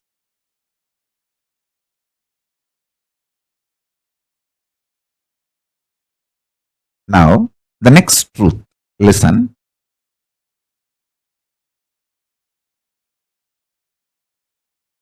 Sometimes you feel the world is literally falling. The roof is falling on your head. You are crushed. You are collapsed. The world is just, sky is falling over your head. That is what is reality, and you perceive that as a reality about world, and that reality, that perception about the reality collapses your perception about yourself, and you collapse. That is what you call everything is determined, fate, nothing can be done. Sometimes you feel, wow, what I want is happening.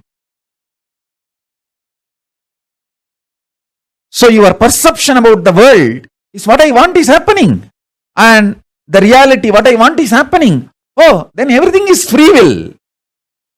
We have full freedom. Listen, both are of understanding. Determination or free will, both are of understanding. Sometimes when things happen as you want, you feel, oh, life is free will. Sometimes when you feel things are not happening as you want and the roof is collapsing, crashing on your head, and you feel everything is predetermined. Now understand this truth. I'll give you one more example. If you are standing with both the legs, that's the way you experience reality. You raise one leg, that is your freedom. After that, you cannot raise the other leg also. That is determination. So understand, the choices you already made are binding your future freedom possibilities.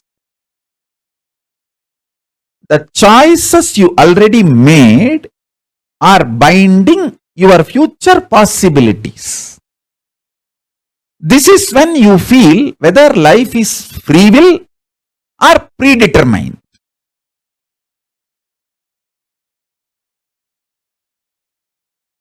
When you perceive the happenings of your life is against your will and collapse inside you, the way you perceive the world very negatively, and collapse your own identity about you and lose trust on you. When this happens,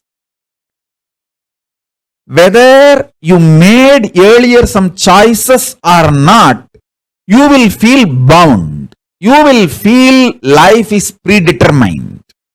There is no free will. Life is unfair, injustice, adharma. It is all just might is right. People who have power, they grab everything. Nothing is right.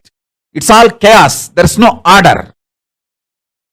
And At some moment, when things happen as you want in the outer world, and your perception about the world is little better, you feel, the free will is life. There is a possibility. I can recreate, rebuild. Life has some hope. But please understand, both are of truth.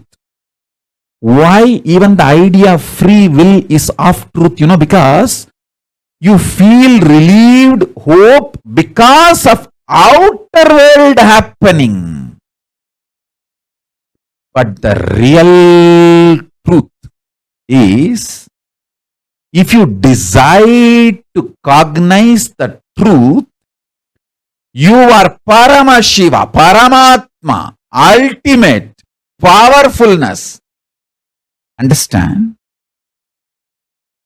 Whether life is predetermined or free will, the super determinism is the truth. Answer for the question whether life is free will or predetermined is life is super determinism. Neither predetermined nor free will. It is super determinism. Understand? Empowering yourself with the truth, reality. You are Paramashiva. You are the ultimate Paramatma. And from that truth, reality, making your perception about life, and with that strength of your subjective truth about yourself and your subjective experience about the world, impacting the world, the reality is super determinism. This is the real way of existing. This is what I call freedom. Freedom is not choices. Freedom is manifesting the reality you want to manifest. Listen.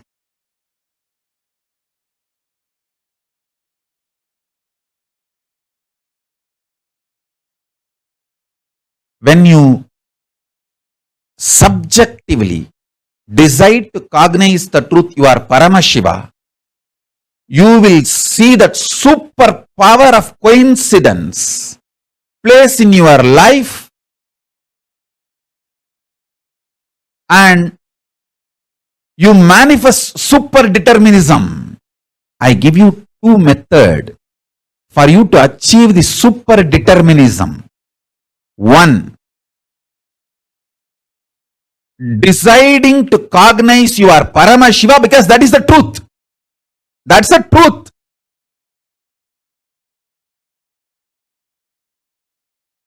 And face your inner space, your perception about life and the life reality itself. With this truth, I am Paramashiva. This is what is having power over now. Life, reality. That's first. Second, always tell everything to your Atmamurti. You can pray, you can cry, you can express your frustration, you can express your joy, you can express your gratitude, you can even fight. Do everything with your Atmalinga and Atmamurti. Everything. Continuously talking to your Atmalinga and Atmamurti will give you the power to manifest what you want. Shakti. And Buddhi to change wherever you need to change. Above all, Bhakti. The romantic existence with cosmos. You will get all three. Constantly talk to Atmalinga and Atmamurti. Listen. Take these two as the method to achieve super determinism. One,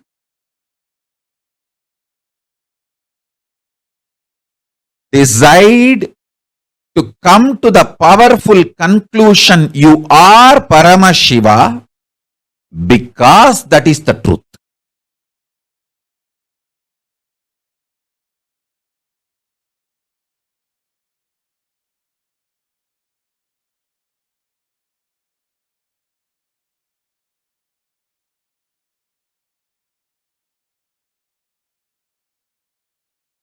Om Paramashivoham. Om Nithyananda Paramashivoham.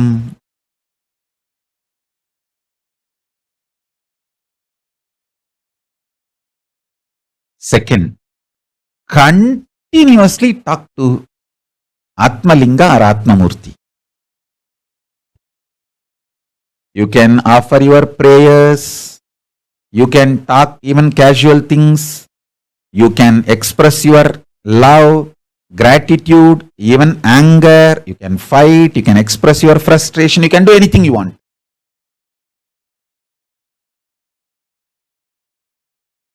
And I commit with you, I will respond to you immediately. I'll give you what you want. Shakti, to manifest your life as you want. Buddhi, intelligence to alter. If at all you need to alter somewhere your wants for your greater, better, complete life.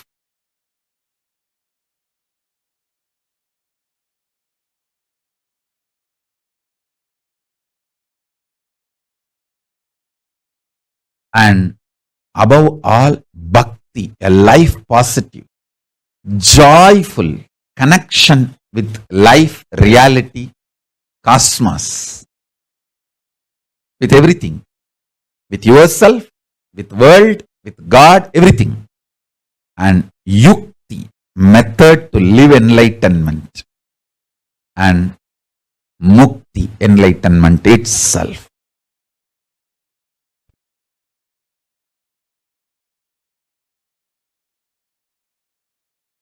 The true experience is when you decide you are Paramashiva, you get power over the now, present. The power over the present gives you the liberation from all these four different theories, theologies, philosophies, rational arguments, ideas, concepts. You experience tremendous powerfulness subjectively. Because of that powerfulness subjectively, the state of Paramashiva, that's what I call state of Paramashiva. Your subjective experience about the object also powerfulness, Parameshwara. Understand? I want to express these three words. Your subjective experience of your subject, your subjective experience of the object, and the object, reality as it is. Understand these three words. Your subjective experience of your subject, yourself, your subjective experience of the object, world, and the world, the object itself. In these three, if you empower the subjective experience of your subject with truth, that truth makes your subjective experience of the object also powerful. When this two component of you becomes powerful, It impacts the object and makes what you want to manifest as life. This is the experiential reality of super determinism. Everything else is a delusion, false. You cheating yourself, you deluding yourself with any kind of argument. No, what Swamiji says is the ultimate truth, but not for me now. Even that. Whether you are ready to understand or not, sun is going to shine and wind is going to blow. Everything is going to happen as it is. This truth which I described now,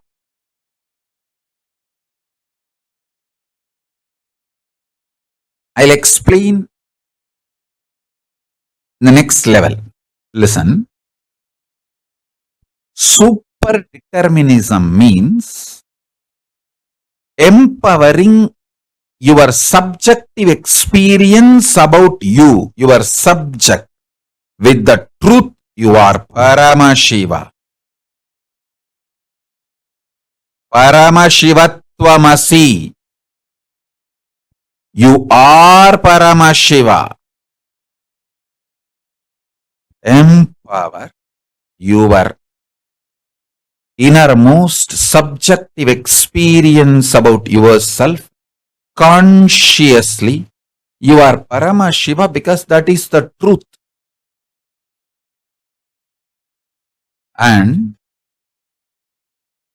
from that powerfulness, analyzing your subjective experience about the object, world, understanding everything happened in your life is just to trigger this enlightenment in you, trigger this awakening in you. Even the grahas, there is no graha, bad graha. There is no time, bad time. Only to remind you about your great truth, the grahas act. When you don't want to be reminded to live the higher reality, then no other way, the grahas has to make you understand. All grahas focus on awakening you. They are all working sincerely for your inner awakening. Understand?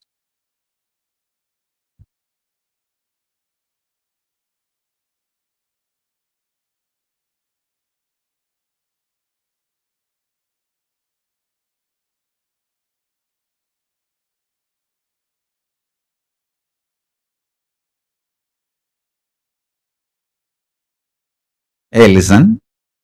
Sometimes your babies are pet.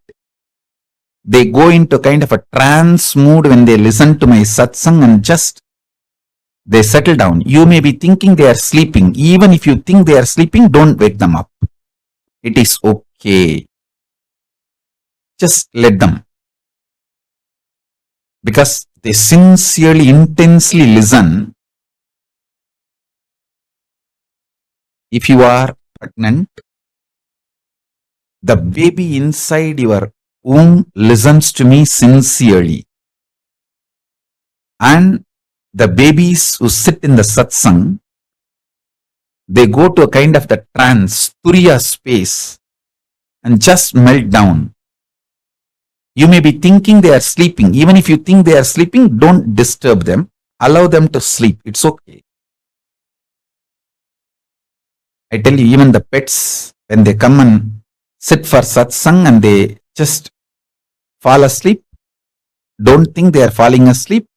Even if you think they are falling asleep, don't disturb them.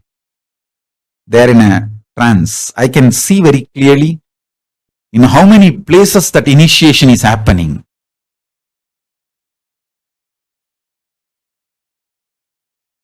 When initiation happens, so many people react in a different way. Babies go into the trance of Turiya. So all of you, allow this initiation to happen inside you and to everyone around you. If you have pets and kids, get them to satsang. Even if they sleep during the satsang, don't worry. Let them be there. Because these great truths, they get inside the system and become biomemory. It becomes just biomemory. Listen. Now listen to the next truth. See, whenever the objective reality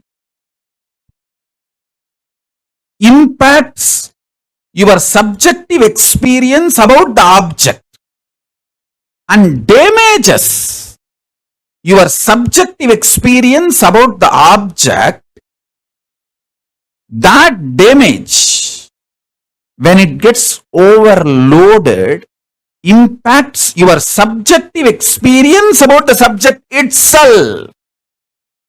That is what I call you gaslighting yourself. Nobody gaslights us. Understand? Nobody can gaslight unless we allow the gaslighting. Whether gaslighting or enlightening, it's your responsibility. You allowed gaslighting of the society. So allow my enlightening.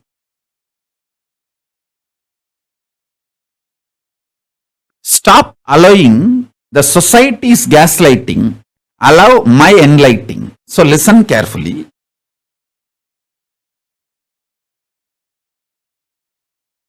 Subjective experience of the object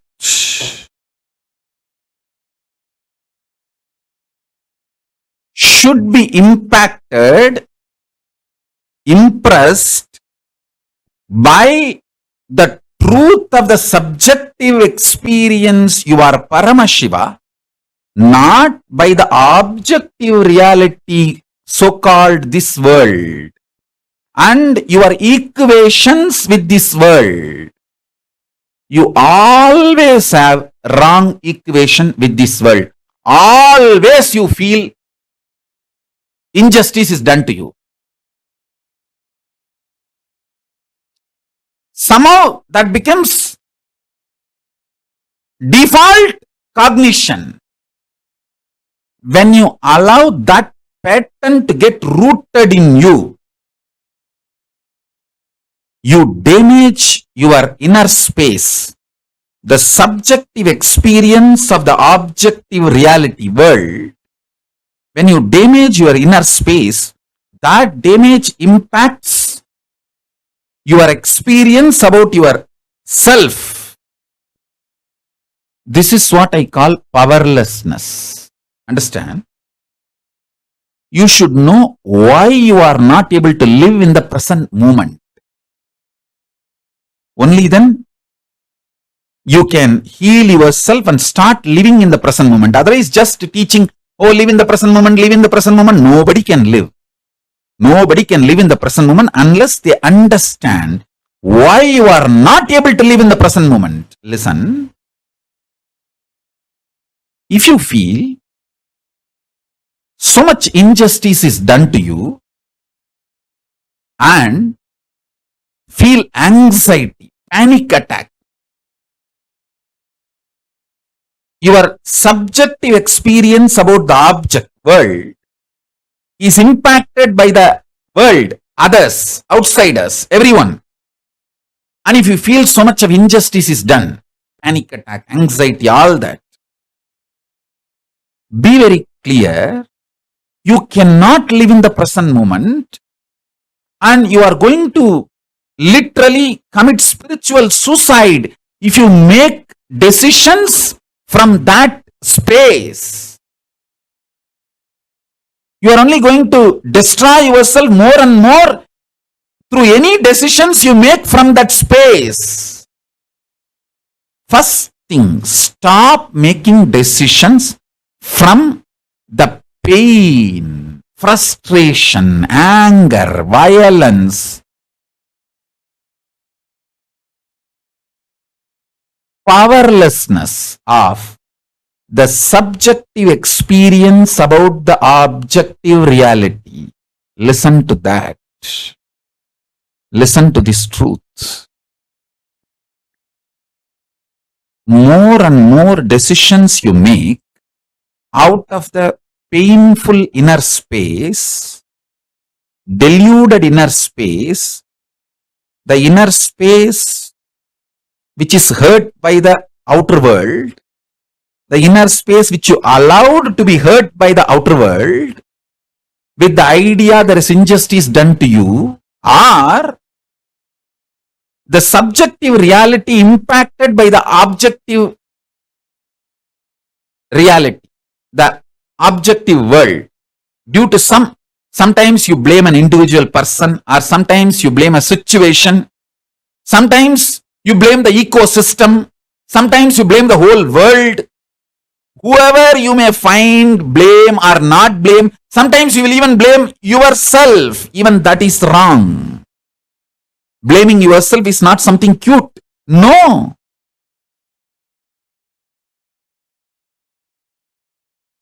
Don't say, oh, I am suffering so much. How can I be Paramashiva? Say, I am Paramashiva. How can I suffer? Change the whole thing. Listen. Don't say, I am suffering so much. How can I be Paramashiva? No. Say, I am Paramashiva. That is the truth. How can I suffer? Let truth empower your experience about you and empower your experience about the object. Let the truth empower the subject's experience about subject, subject's experience about object, and object itself, all three. This is what I call super determinism.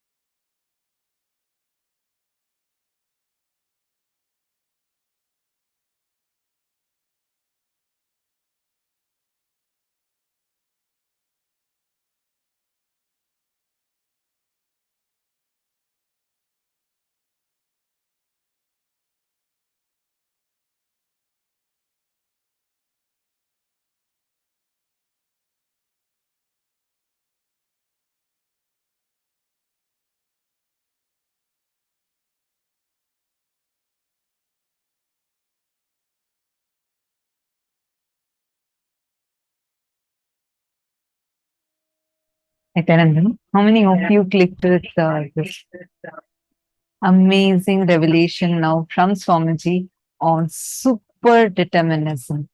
Life is neither predetermined nor free will. It is super determinism. How many of you understood this? This is such an extraordinary revelation, right? Like where Swamiji revealed to us about how you usually think whenever everything is going all right, we all think, everything is happening exactly the way I want it.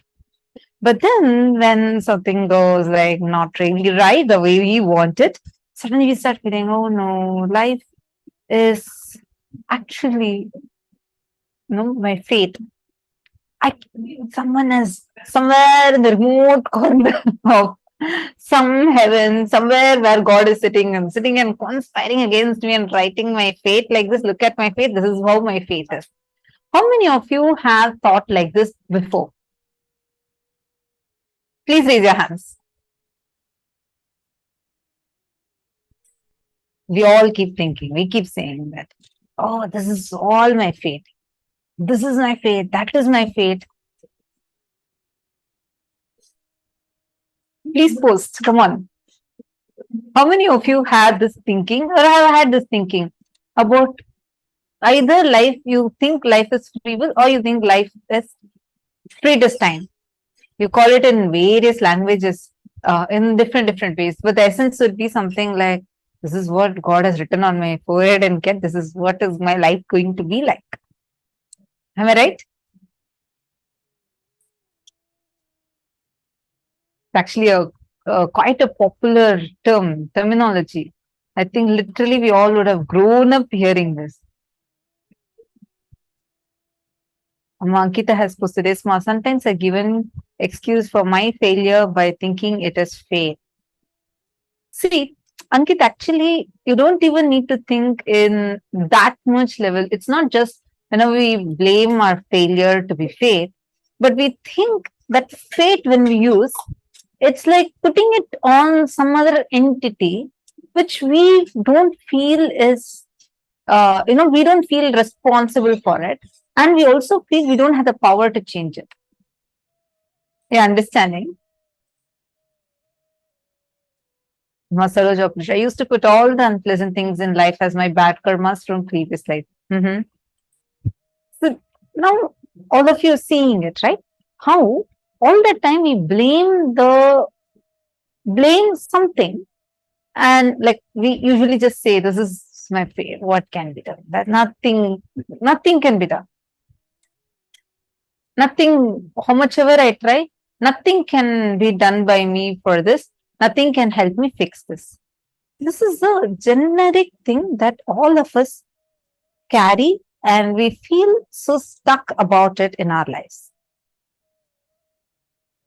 Only if all of you identify where exactly you feel, you will be able to identify and understand what Swamiji is saying as superdeterminism. First, I request all of you to write, what do you understand as seeing your life as it's all predestined, fate? And curse, many times people curse God for it, saying, anything that happens good in life, you'll say, oh, I achieved it. Something goes wrong, we all the time curse God and say, oh, why is God so sadist? Why does God plan only suffering in my life? All is, look at my friend. Even though I'm much more qualified than her, look at what she is getting, what he is getting. And say, this is what to do, this is what my fate is. And there are some people who say, no, fate like that, things don't exist. It's all your free will. You can choose your life. Neither of these are right, nor are they complete cognitions. There is something called as default future. Default past creates default future. And there is something called as your free will. But the free will word is a very shallow word. There's something more deeper called as the superdeterminism. That superdeterminism is what gives you the power to influence the reality the way you want to influence it. take some more time, because what we all listened to just now was such an extraordinary cognition that Swamiji has revealed to us. Where Swamiji explained to us about how nothing is, you can never put something into a box saying this is all. Like Ma Ankita had posted. Like, we usually blame our failures and say this is all my fate, what to do. Or what Ma Saroj posted. All bad karmas, he say, yeah, these are my previous Janma karmas, my past birth karma. Actually, even there we feel like we are not even responsible for it. We feel like a certain distance. You only feel responsible for what you do in this life. How many of you are clicking with us? I just want first to request all of you, if you could all let me know, how many of you understand thus far?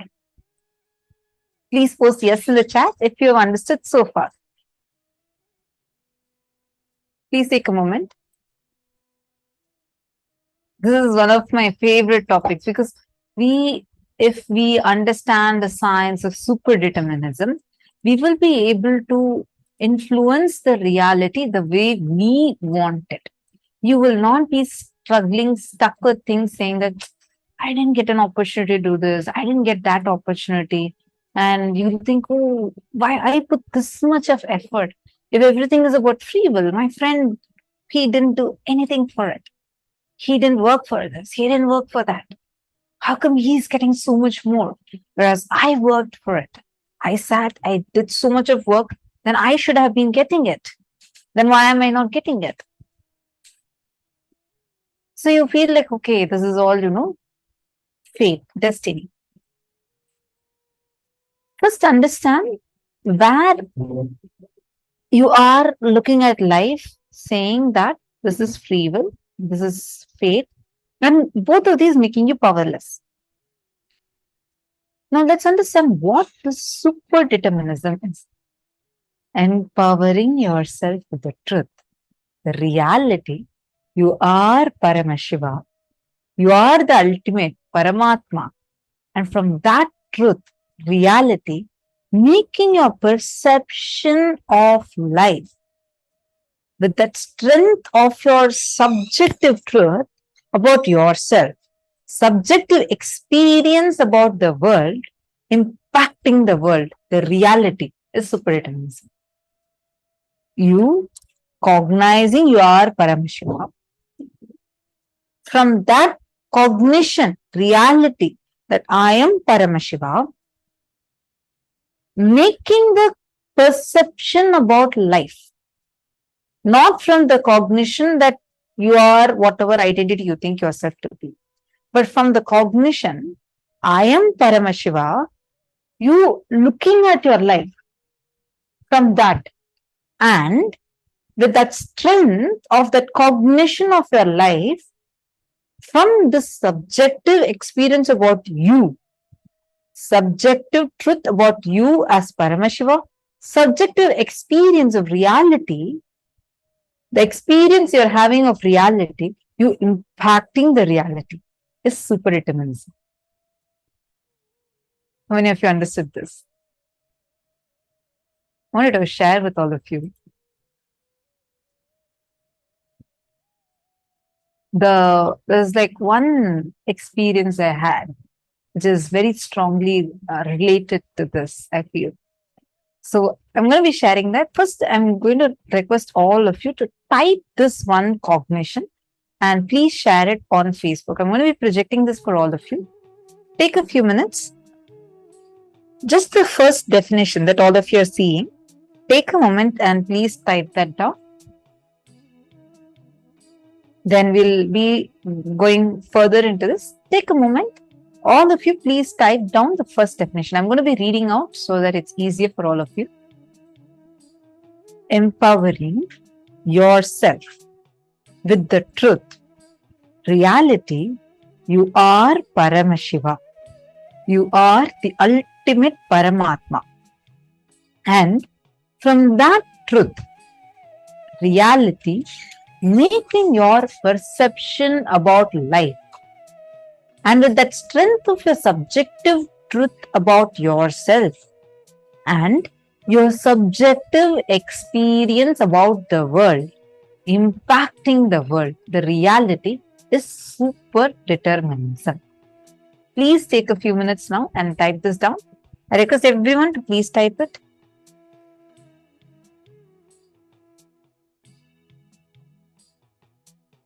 All the participants, please sit up.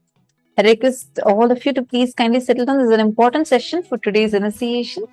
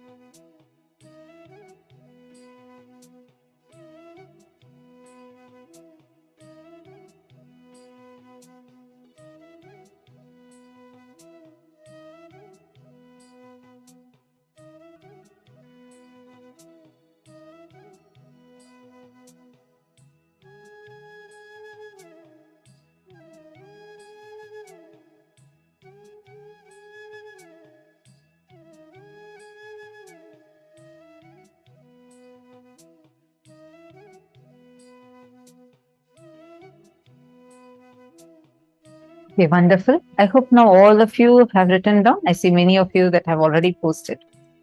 Great. See so many of you who have already posted. Wonderful. Now that all of you have written down, now are you all understanding and cognizing what is superdeterminism? Clear so far? Okay. I wanted to share a small experience with this. So I have shared this before. This was in 2018. Yeah. We had a world tour. So we had like all the balasams of Gurukul going to different parts of the world, right? Like as teams, we will go to various different countries and we would go meet people and conduct the power manifestation sessions where we'll do actually demonstration. And it was very, very, very exciting. Kids as young as 8-year-olds, 9-year-olds, 10-year-olds, all the way, like everybody, like the whole Gurukul was going to different countries like Malaysia, Singapore, US, Canada, many countries like this, Mauritius. So one team was also like, I was also supposed to be leading a team for the world tour. And then plans had changed and it was decided that I am not going to be going and I'm going to be like I had zero plans of going for the world tour at that time. So I was going to be staying there in the arena. It was like, and it was also fixed. The team that was supposed to leave had already booked their tickets and they had already packed their stuff. Everything is ready. It's an international flight. And it's a world tour, meaning you're traveling to different countries. So you're going to go to 1, 2, 3, like different places. The tickets were fixed and written tickets, everything was fixed, planned, purchased, ready ahead of time itself. There was supposed to be 5 tickets totally. For the whole trip, they were supposed to buy 5 tickets. They bought all the 5 tickets. And in about 2 hours, the whole team is actually leaving to the airport. All right. They're all ready. The taxi is going to be arriving. I mean, they're taking the car is loaded, and everything is ready. Just 2 hours before, the plans suddenly change. I'm supposed to now be joining this world tour. I'm supposed to be going and being a part of this tour and with the same group in the same flight, and because it's an international travel, so I'm supposed to be with the same group, same team, and exact same flight I'm supposed to be booking. Suddenly the plans all are changing, and I was like, God, how am I going to be doing this? There's like tickets are to be booked. Tickets are like the person who's booking the tickets had already told earlier, saying that the tickets are full, especially it's Christmas time. All these places are tourist places, everything is full, and I cannot get the same flight booked again for you. And if at all you need, you have to wait for at least 3-4 days for the next thing. At least you could catch up from the other countries that they're going. I was like, no, I have to go with this. And I got to go with the same thing because I had to go in the same flight along with all of them. And I cannot miss out on this. I had no other option. We opened this website and checked. These planes did not have tickets at all. All are full.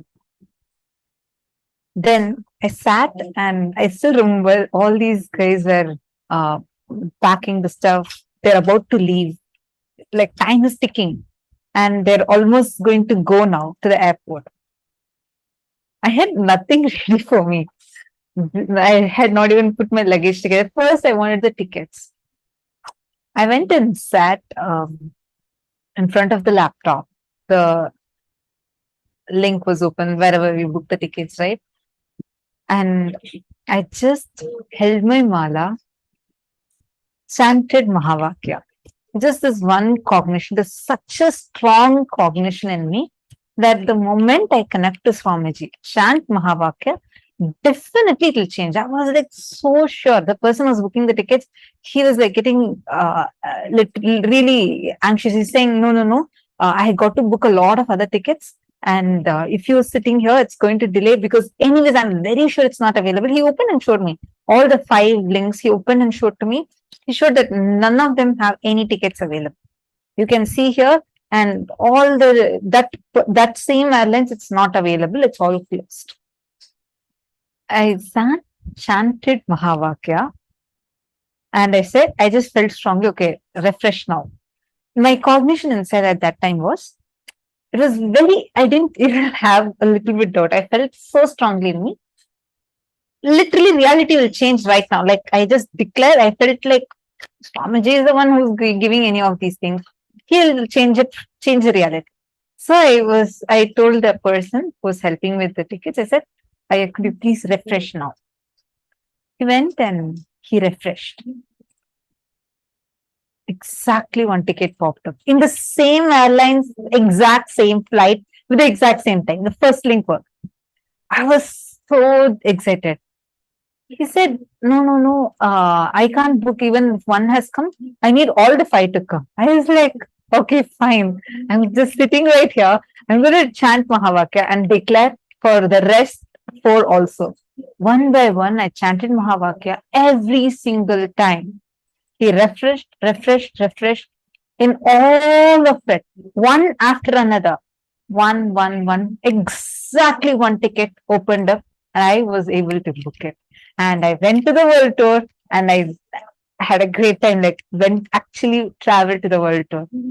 This was my experience where just all I did was connect to Swamiji, chant Mahavakya, and that impacted the reality to such an extent where an airplane ticket, not once, see, once if it comes, I can say, okay, miracle happened, coincidence, but it was not just once, consecutively, all the 5 came. I even made a post of this on Facebook at that time. It was like such a strong experience that even now I strongly feel anything that is needed. It's not even like I had to convince myself. I just strongly feel if something I need to change, I can just connect to Swamiji, chant Mahavakya. I'll hold my mala, chant Mahavakya, and Swamiji will just manifest it as a reality. This is what I understood as super determinism, where, I mean, this is just connecting to Swamiji and manifesting, but where your subjective truth and where you cognize yourself as Paramashiva, from that, you cognizing the world.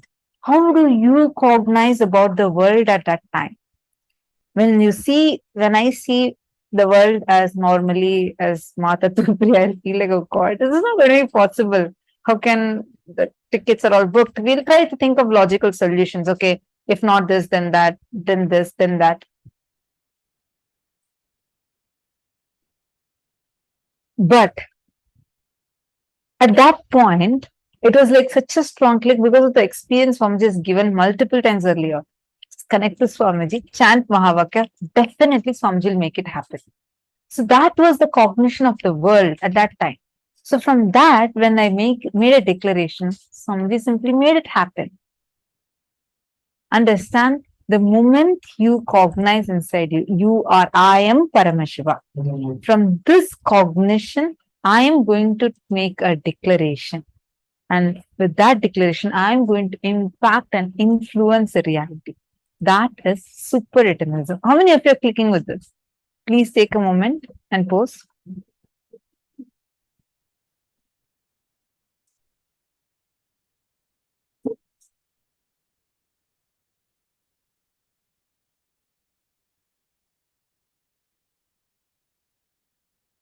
Yes, great. How many of you feel inside of you now that anything you need, you will be able to actually change it. For example, the actually many kids in Gurukula has seen them do this. Whether it's connecting and playing with nature or changing something, changing the things outside, you don't need to work on it externally, but with just your strong decision and will, you'll have the power to impact, influence, and change the reality. Now, let's understand this a little more deeply. Now, take a moment and cognize inside of you, what is this super determinism? Understand, freedom is not choices. We all usually think freedom is choices. Oh, I have variety of clothes to buy. I have variety of lifestyles to choose from. Choice is only suffering. Freedom is manifesting the reality that you want to manifest. What are choices? Even if you have 100 choices, you're limited within those 100 choices. But freedom to manifest is you deciding, declaring what you want to manifest, the way you want to manifest it, and actually manifesting it. Freedom. See, life is neither free will nor predestined.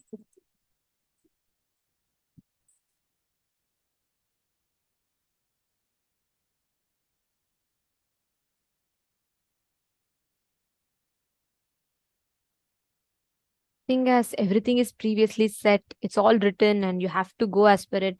And at the same time, there's no such thing as, everything is completely free will. Like as you decide, it will happen. Life functions based on super determinism.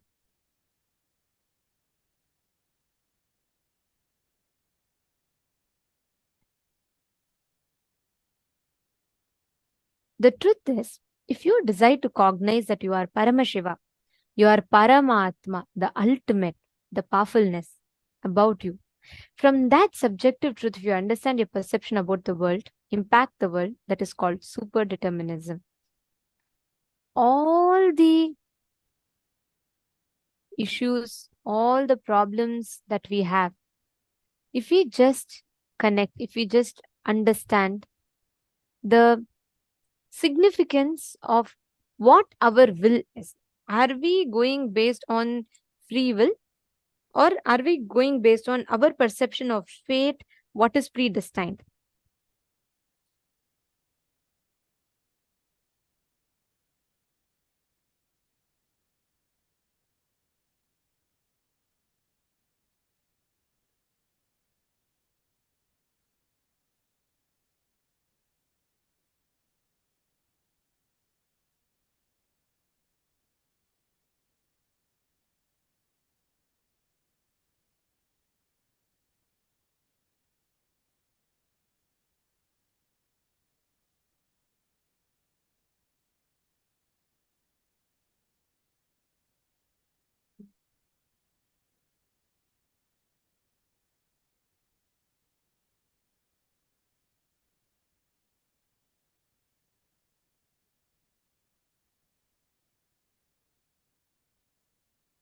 So many tons of incidents. How? What we think, many times we will think, oh, just because it is not happening the way I want, oh, everything is fate, nothing is under my control, better let me just leave everything. We start making decisions completely contrary to our life's purpose. And the whole game of life that we are having is all within this. There is actually, if you see in India, right, there's a very there's a tradition that they follow where in front of Ganesha deity we will break stones. Sorry, we'll break coconuts. Sorry. And if you see these people, they'll say, oh Ganesha, if you make me pass in my exam, I will break 100 coconuts for you. If they fail in the exam, they break the Ganesha himself. We either take it to the extreme of breaking 100 coconuts, or we take it to the other extreme of breaking the deity itself if it doesn't manifest. But both are wrong. See, always life does not manifest, is not bound to manifest as per fate or as per your free will. Every truth, whenever you cognize you are Paramashiva, the reality of life that you manifest, that is your subjective truth becoming objective reality. There's a very beautiful story from Hindu Puranas about this. There's a great sage called Rishi Markandeya. He's eternal. He's one of the few people who are immortal, who never die.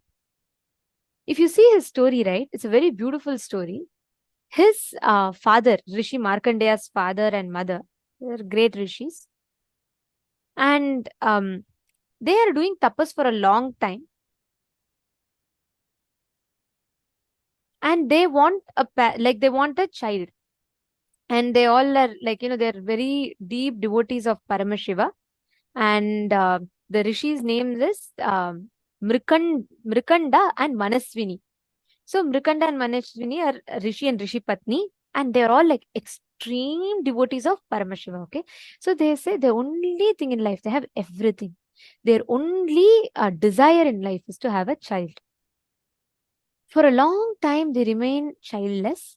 So they pray to Paramashiva. They do intense tapas. Paramashiva is very happy, and he appears and he says, okay, he tells you, as you wish, I will grant you a child.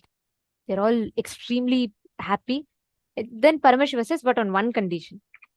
I will give you a child who will live for a long time, hundreds of years. But he will not have any devotion to me, and he will not have any intelligence. He will just live a normal human life. Or I will give you a child with highest intelligence, and he will be a great devotee of mine, but he will live only for 16 years. The parents were in a fix. On one side, they have the option to have a child, their only desire in life, to have a child. They have an option to have a child which will live for eternity. But he will not have devotion to Paramashiva, the very purpose of their existence. And on the other side, the child is going to be highly intelligent and extremely devoted to Paramashiva, but is only going to live for 16 years. The parents are in a fix. They don't know what to choose. Then they decide, nothing is important than Paramashiva in life. If my child is not going to be connected to Paramashiva, I don't want that child. So they say, Paramashiva, even if my child lives for only 16 years, I'm okay with it. Please give me a child that has devotion to you. That's all matters. Paramashiva says, all right, tatastu. He tells, remember, you will have a child born on the 16th birthday. By the end of the 16th birthday, the child will leave the body. The parents are extremely disheartened, but they say, it's okay, whatever, come what may, let's face it. And the child is born. They name the child as Markandeya.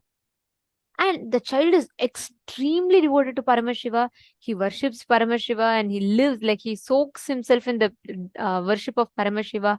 And then he does puja, everything he does, and he takes up various responsibilities. And he's highly intelligent. The child knows it is going to be, he grows up, 15 years pass by, and the parents are so deeply attached to the son. They become so attached to the son. They love him a lot. He takes care of the parents so beautifully. And he is going to turn 16 the next day. And the parents are extremely suddenly sad. Markandeya is surprised. He's like, what happened, father? What happened, mother? What is happening? Why are you all suddenly so sad? Then the parents tell Rishi Markandeya that, look, when we got you, when you were born, Paramashiva gave us two choices. We chose you. And tomorrow's your 16th birthday. You're going to be leaving your body. Then Markandeya is shocked for a moment. He says, if Paramashiva told I will leave my body, then what else? I will go to Paramashiva only. I am ready. Till I leave my body, the last moments of my life, I want to spend with Paramashiva. Markandeya decides that. So on the 16th birthday, he goes, he cuts the tree, firewood, everything, brings for his parents, attends to all of their needs.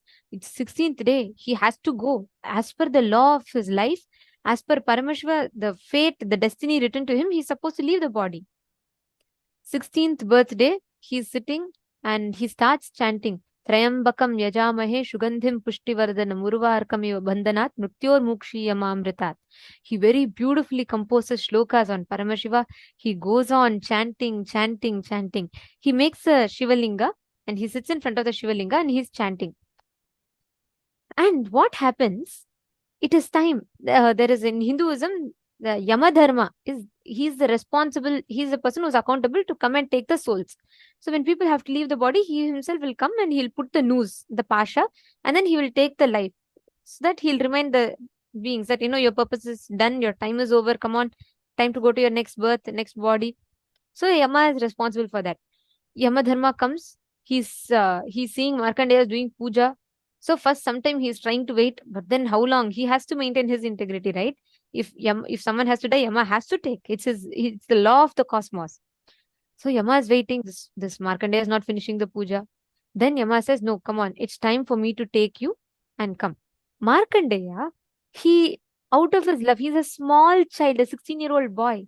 Out of his love, he goes and hugs Paramashiva. He says, "Oh Prabhu, come, you take me," like that, and he goes and hugs Paramashiva. What happens? By then it is time. If Yama delays putting the noose, that means he's missing his integrity. It's like a whole thing, right? It's a whole mishap in the dharma, in the whole Kala Chakra, the flow of time as per his destiny. Here it's a question of destiny, free will, and the whole game is between that, right? What is the destiny? What is the what is the fate and what is the free will? So then Yama says, "Come what may, I have to take this boy. There's no choice." So Yama when Markandeya is hugging Shivalinga, Yama takes and puts the noose. The noose falls around on Paramashivalinga and Markandeya together. That's all. The moment noose falls on Paramashiva, from the Shivalinga, Paramashiva comes out as Kalasamhara Murti. He comes out in that most terrifying form. He comes out with a Trishul, and Paramashiva says, "How you have put the noose, not just on Markandeya, but on me." Then Yama says, "Prabhu, you have law of light. Told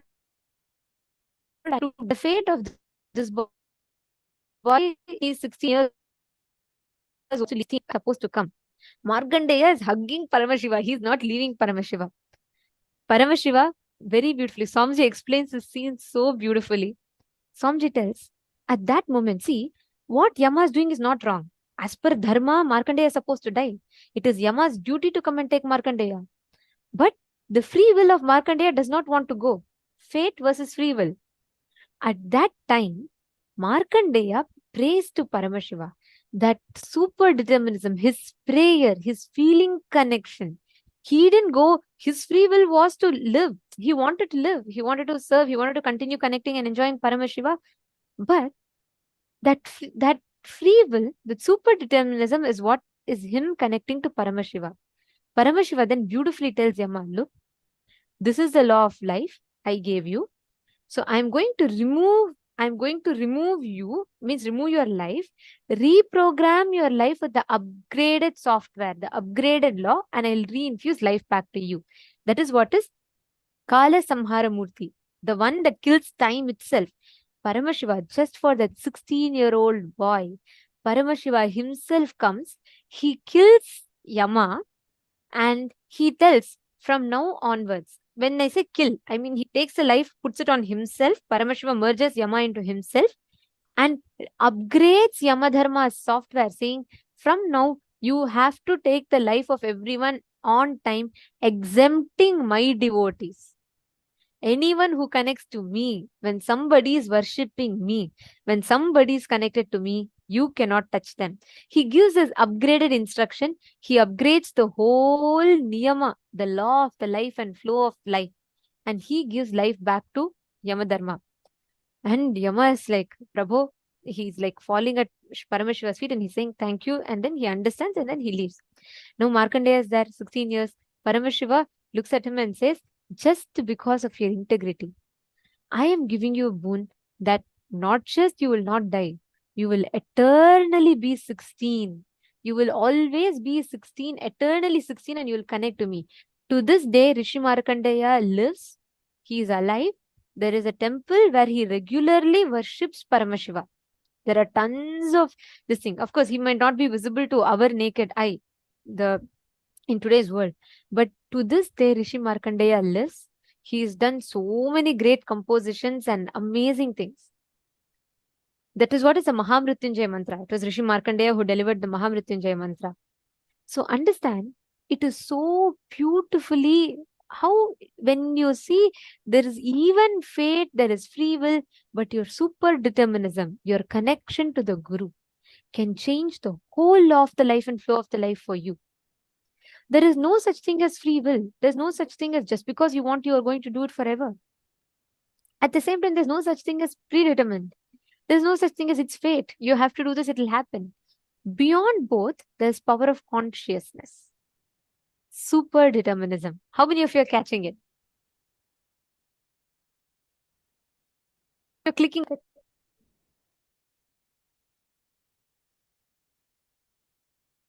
I see.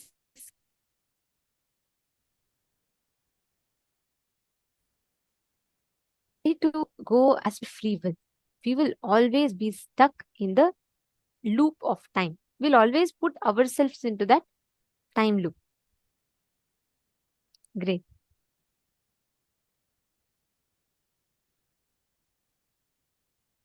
Okay.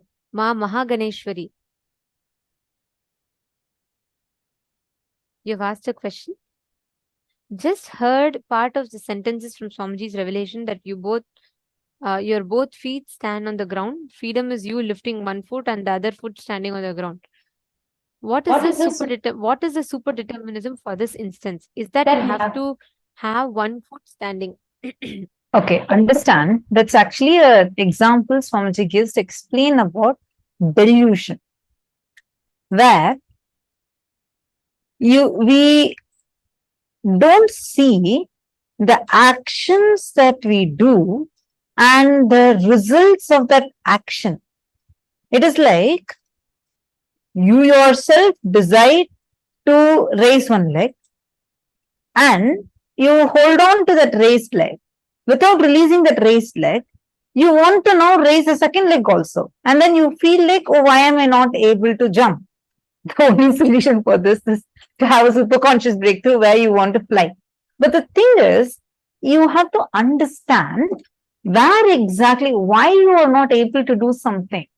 You have your actions have certain results. The actions that you do, excuse me, the actions that you do have certain results which is going to come no matter what. But you have the free will to be able to change and choose which leg that you want to raise or which leg you don't want to raise. Super determinism is understanding that you are Paramashiva, not just that you can change which leg you want to raise when, but you have the ability to have a superconscious breakthrough, to be able to raise both the legs and even fly or jump the way you want to. But it comes only from the cognition. As long as you think you are limited human being, you won't be able to do that. But when you cognize yourself as Paramashiva, for example, normally we think we cannot do third eye reading, or we think we cannot do consciousness over matter, right? But now you see, you are able to do the power of consciousness over matter. Right? With your will, you can move something. Was it possible for you a few years back? No. Why? At that time, that was a limited cognition from which we approached the reality. But now, knowing that anytime I am connecting to Swamiji in oneness, that the initiation Swamiji has given to me, I can definitely be able to impact the reality the way I want. Let me sit, and from that oneness, let me chant the Mahavakya, and I can move the matter. Am I right? Isn't this the cognition upgraded now? See, the cognition upgrade that you're having, and from that cognition, you having the ability to impact the reality, is super determinism. the jumping example where holding on to one leg and trying to raise the other leg and like struggling and complaining, oh my God, why can I not raise the other leg? You're holding on to one leg. If you raise the other leg, it'll fall. That's the fact. First, we need to come to the fact so we understand where we are stuck in delusion. As long as you're stuck in delusion, you will not be able to jump or fly or do anything. But super determinism is not just coming to fact, but you having the ability to establish yourself on reality from the cognition, I am Paramashiva, let me impact my reality, where I'll declare and actually levitate. That is it. Power manifestation science comes. Are you understanding now? There's another beautiful story of a pandit and a milkmaid. So there's once as a pandit, and he has every day for his puja, he has a milkmaid who has to come and deliver the milk. So she has to come from the other banks of the river, and she has to cross the river to come and give the milk every day for his puja. This pandit was a very arrogant guy. Means he thought he knows everything, and he thought he's very smart. And it was just dry knowledge. He only had the knowledge, not the experience. And Swamiji calls these people as dry Vedantis, who will have only the knowledge, just go on reading, but not applying and experiencing these principles in their life. So he was one such fellow, and the milkmaid had simple, innocent surrender. So she comes one day. Because of heavy rain, it gets very late, and the pandit is waiting for the milk. She comes very late, and she reaches the house of the pandit, and pandit asks, "How can you come so late?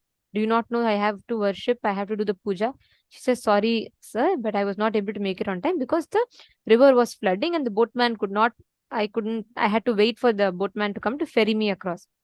So the pandit said, "What? What are you talking? You ignorant woman! You don't know. Just by chanting the name of Hari, people can walk on the water, and you are telling like this. So many people have crossed the ocean of samsara chanting the name of God, and you can't cross a small river. You must be joking," like that. And he just scolds her and mocks her, and he goes off. But for this woman, she's so much in surrender to the existence, to life. She takes that as ultimate truth. She says, "Oh my God, if people can cross the samsara sagara, the ocean of bondage, chanting the name of Hari, then why can I not just cross the small pond?" She says, "What the master said is true. Let me take this. Let me try it." And again, next day, there is heavy flooding, even more intense than the previous day. So Pandit is sure she will not come.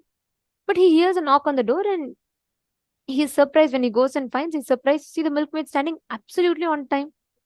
Now he's taken aback. He asks, "How come? Today is flooding more than yesterday. How did you manage to find a ferry person to come ferry you across the river?" She says, "What, master? Just yesterday you told me that, just chanting the name of God, people cross the ocean of bondage. I chanted the name of God exactly like you told, and I walked on the water." Because he only had knowledge, but not the experience, even he could not believe what he spoke. He was like, "What? Are you really telling me, or are you trying to make something up?" She says, "No, master. I'm really telling you, I will not lie." Then Pandit says, "Come on, show me, demonstrate in front of my eyes, then I'll believe you."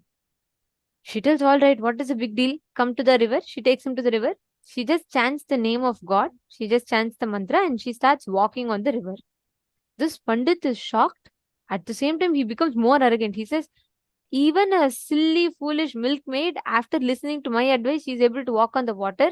I am a great scholar."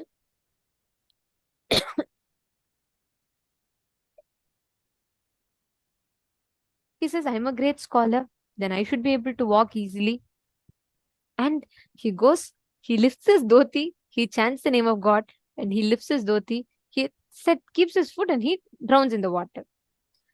Understand, there is no such thing as every action will have the same result. There is no such thing as our fate. Everything manifests based on your super determinism. How do you connect? How do you manifest the experience of Paramashiva? That determines your experience. Are all of you understanding? Okay. Now, let us do a very quick exercise to take this further. Pen down at least 5 aspects of your life where you're experiencing suffering, where you feel, oh God, I'm experiencing so much suffering. How can I be Paramashiva? Now, pen down these 5 aspects and go and find out the real reason of your suffering. What exactly is the suffering for? Take a few minutes and pen down, then we'll lead you on to the next step.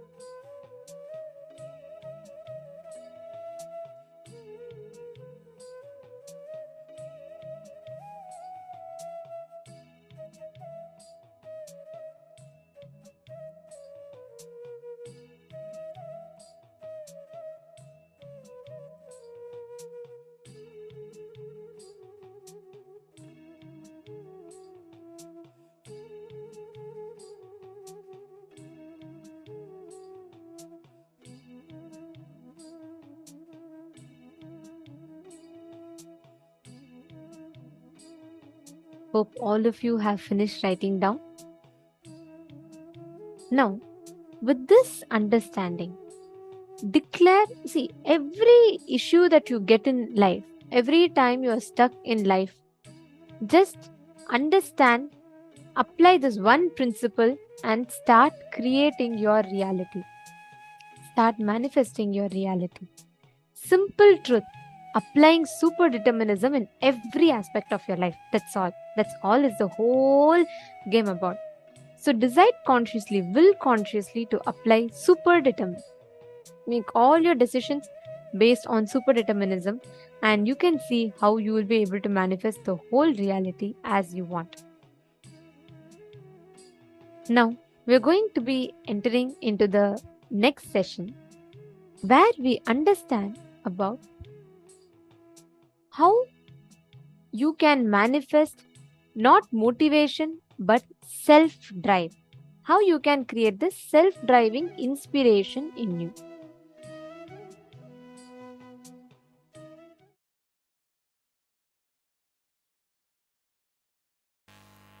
Please listen. Today I am going to only speak on one subject. Context of Advaitic activism. Listen. 3 fellows were working on a stone quarry. All 3 of them were breaking stones, chiseling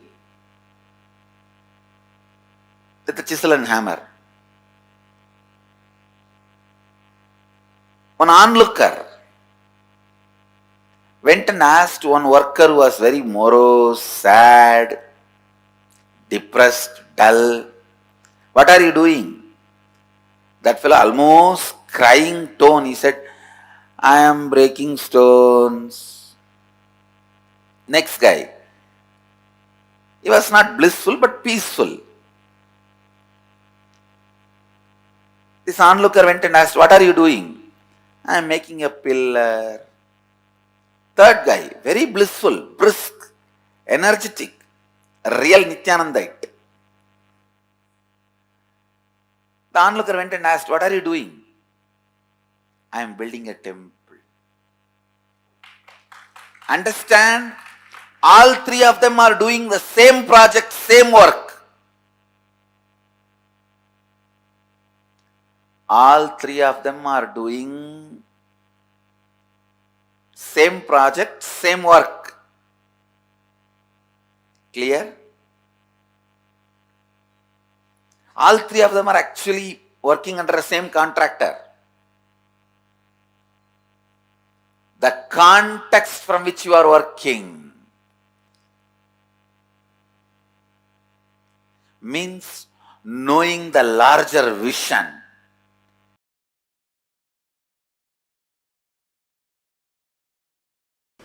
Today I wanted to expand on this one truth. Hridaya Guhya Tahara Vidya. In all of us, please listen, in all of us,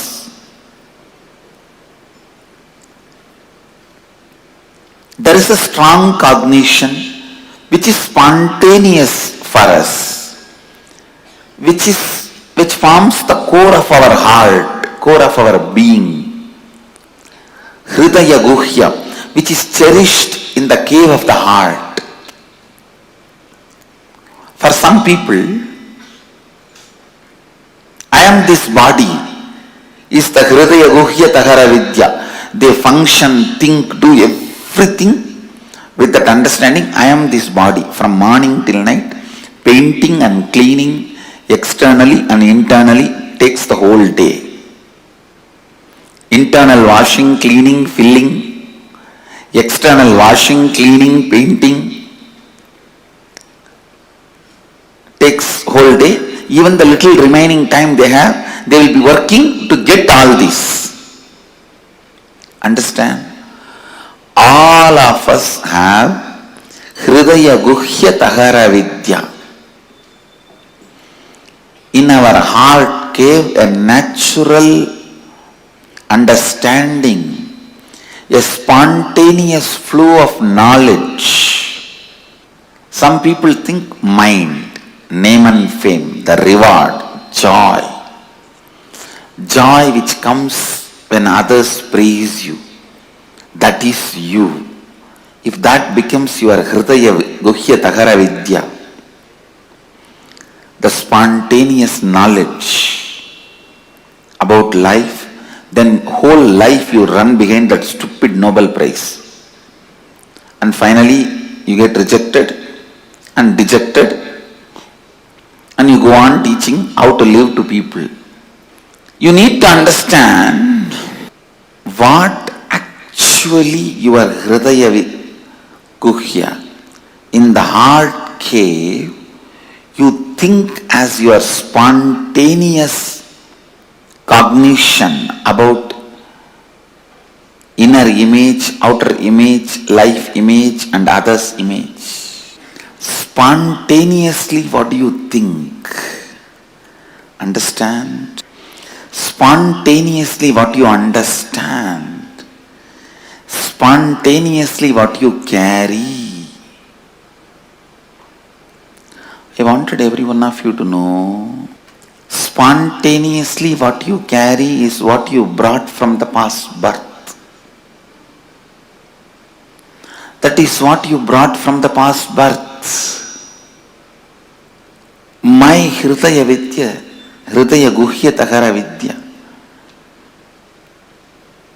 the spontaneous cognition, knowledge I brought in my heart cave is completely aligned to all these four images. Completely aligned to all these four images. Aligned to all these four images. Listen. Completely aligned to all these four images. I may want to repeat this again and again till you listen. Listen. That was my spontaneous flow of life. What you feel inside you as you, what you declare outside you as you, what you want others to experience you as you, what you feel about others and the world. Aligning all these four to best and constantly, please listen, the life happening in you, every moment you feeling I exist is like energy. To whatever you want, you can infuse that life into it. If you constantly think, I have so much of SDHD, I can never be successful, more and more you associate yourself with that, that becomes alive. Understand? In the beginning you may not be able to change what happens outside, but you will be able to always change what happens inside. So decide, even for a few minutes, you will not empower, energize the concept that you are a failure, you are struggling, you are. Few days before, one of my Swami was telling, I complete and get out, again I fall back, and complete and get out, again I fall back. You want to enjoy this personality. You are enjoying this space. You want to empower this idea of I raise and fall, because you must be enjoying the effort, hard effort you are putting. Understand? Hard work is nothing but ignorance. You don't have intelligence to do the smart work. You are stupid enough not to do the smart work, what you do is called hard work. And if you enjoy hard work, nobody is going to say no, but you are stupid.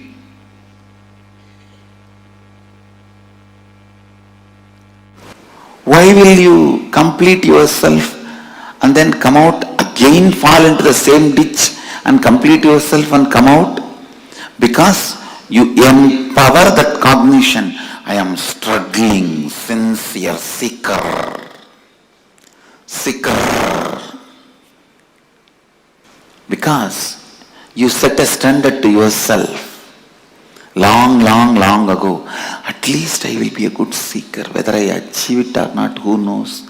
I don't think I can achieve. That and all is not possible for me. But I'll be a good seeker.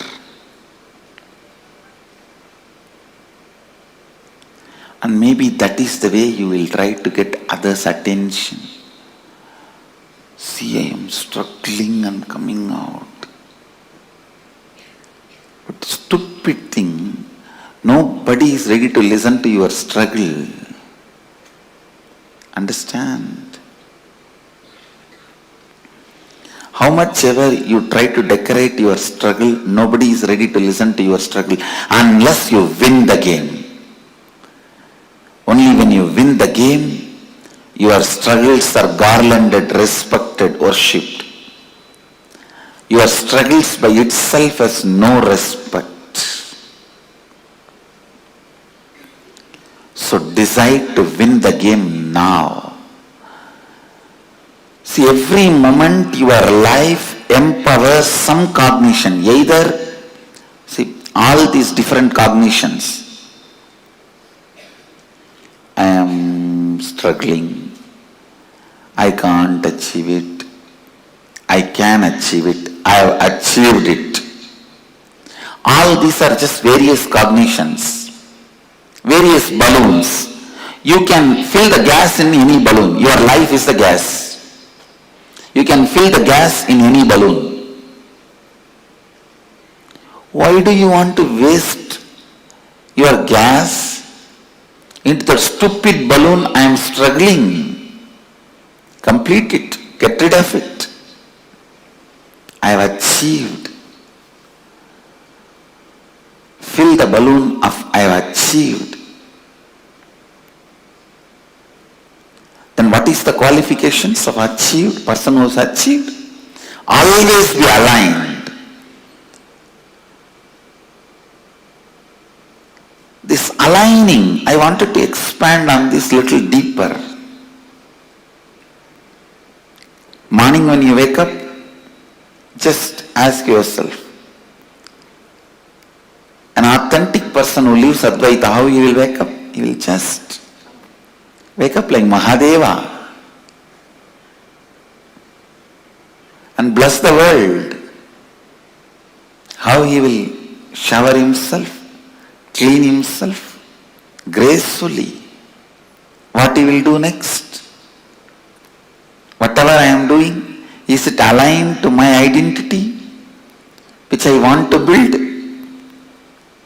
as my inner image, which I want to show as outer image, the other's image and life image, which I want to take the responsibility for? This aligning, the moment you decide, yes, this action has to be done if I want to have this outer image. After that, no conflict, no question of conflict, no question of contradiction, no question of anything else. No question of conflict, no question of contradiction, no question of anything else. In all of your life, what you want to build, clearly decide now and always align your actions to it. That is what is spiritual practice. In my case, I came with what I want, all these four clearly, And always my actions were aligned to it. That is why I claim born enlightened. Understand? The Hridaya Guhya Tahara Vidya was very clear. The spontaneous expression, the way you think, every moment you are thinking, let it be aligned to what you want to show you as you to the world. What do you want to feel you as you to you? What do you want others to feel you as you? What do you want to feel as world? Again and again and again align yourself to that authenticity. The best inner image you want to have, best outer image you want to have, best others image you want to have, best life image you want to have.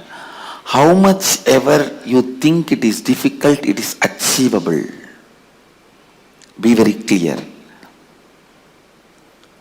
The idea of your difficulty is nothing but your SDHD.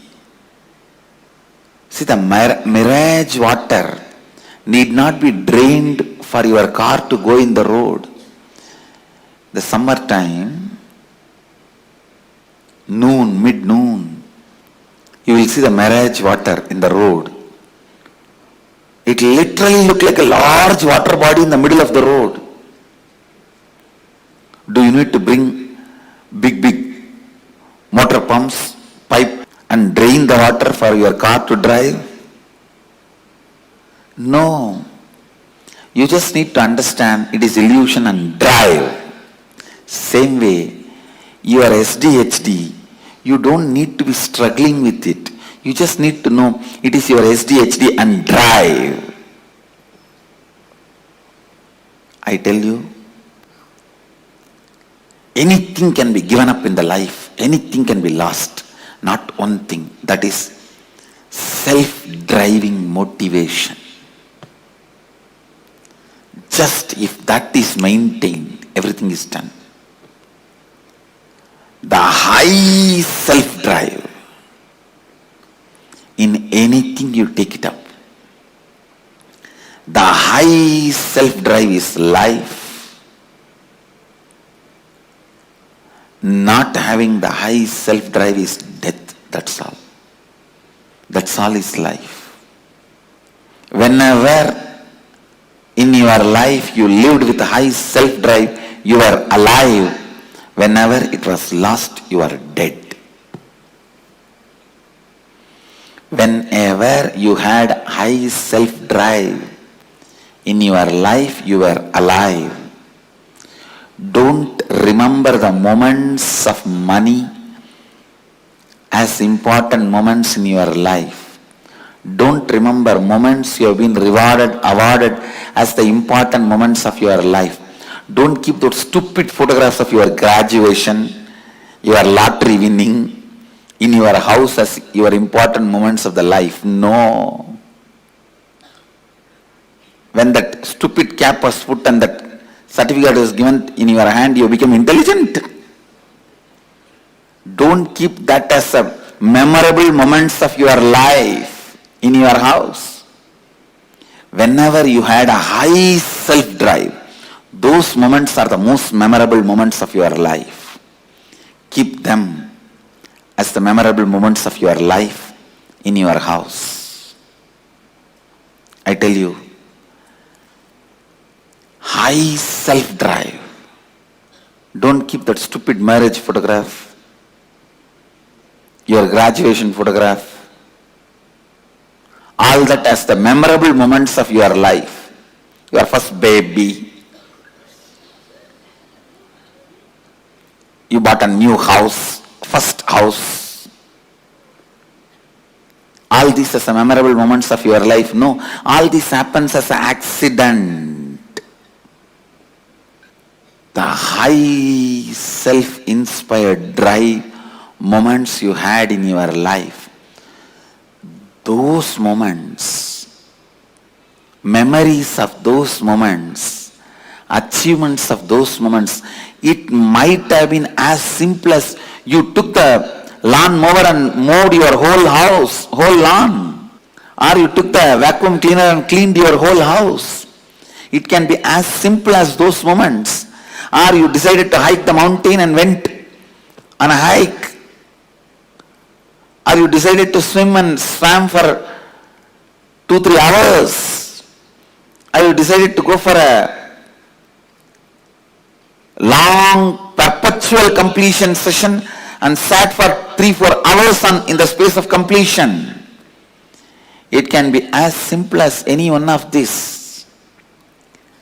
High self-drive moments should be respected, celebrated, worshipped, remembered as the memorable moments of your life.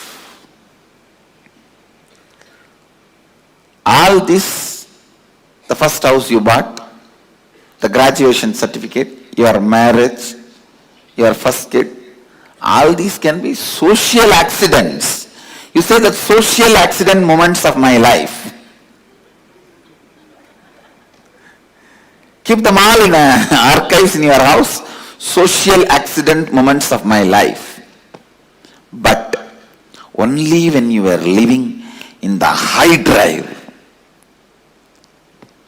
It can even be in your office without bothering about what money is going to come or anything. You just sat for 10 days and finished a project. Those moments, high self-drive moments, get them as the memorable moments of your life. Get them as memorable moments of your life. And they are only memorable moments of your life. They are only memorable moments of your life. They only need to be repeated. Understand? The moments need to be repeated in your life is the high self-drive moments. Not for money, neither for reward or for any other things. Just out of self-inspiration. The dharmic high drive moments you had in your life are the moments to be celebrated, experience to be cherished, inspiration to be kept alive, life to be recreated. Please understand, again and again and again, see how you can become more and more authentic to your best inner image, outer image, life image, others image.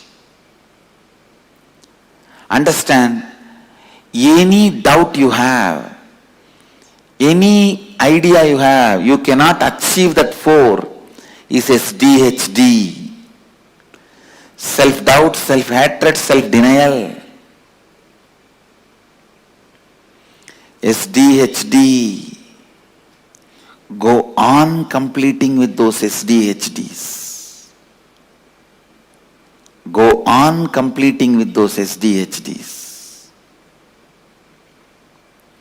Let the external situation not create SDHD in you. Not encourage SDHD in you. Understand, the external situations should not be creating an SDHD in you. Constantly complete the SDHD and constantly align yourself to the declared identities, to the best identity. That is what I call Advaitic activism. Advaitic activism. This is what exactly I call Advaitic activism. Advaitic activism is my life. Advaitic activism is my message. I expect Advaitic activism to be your life. And Advaitic activism is our collective life. Understand, you need self-drive to complete SDHDs. No one can complete SDHDs for you.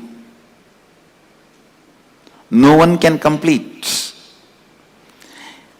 That is the only thing even Guru cannot do for you.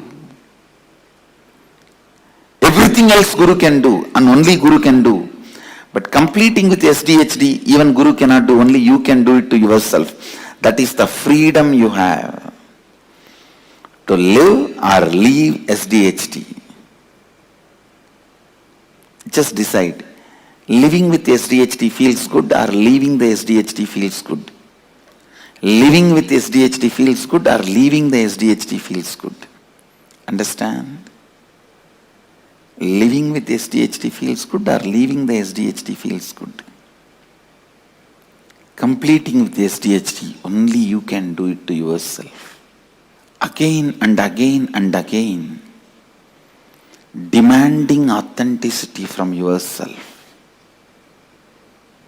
Again and again and again, asking for authenticity from yourself. I tell you, if you retain your self-driving inspiration, whether you are Grihastha or Sannyasi, doesn't matter, you will become enlightened. If you lose your self-drive, whether you are a Grihastha or a Sannyasi, be very clear, you will be a failure. It is SDHD that matters. If you complete SDHD, you achieve it. If you are suffering, struggling with it, your life becomes hell. It is SDHD that decides whether your life is going to have the self-drive, enlightenment or not. SDHD is like a cow dung. If that is dumped, even the diamond will be covered. Even the diamond will lose its shining if just ordinary cow dung is dumped on it. But even if 1,000 years the cow dung was on diamond, the moment you wash the cow dung, diamond will again shine in its original glory. Even if you are suffering, struggling with SDHD for a million years, if you wash the SDHD now, your inner glory will stand up again. Understand? Come to the space of Advaitic activism. Come to the space of Advaitic activism. Come to the space of Advaitic activism. The more and more you align yourself, your declared inner image, best outer image, best others image, best life image, the more and more you tune yourself to that, more and more you become authentic. The more and more you become authentic, the more and more you live enlightenment.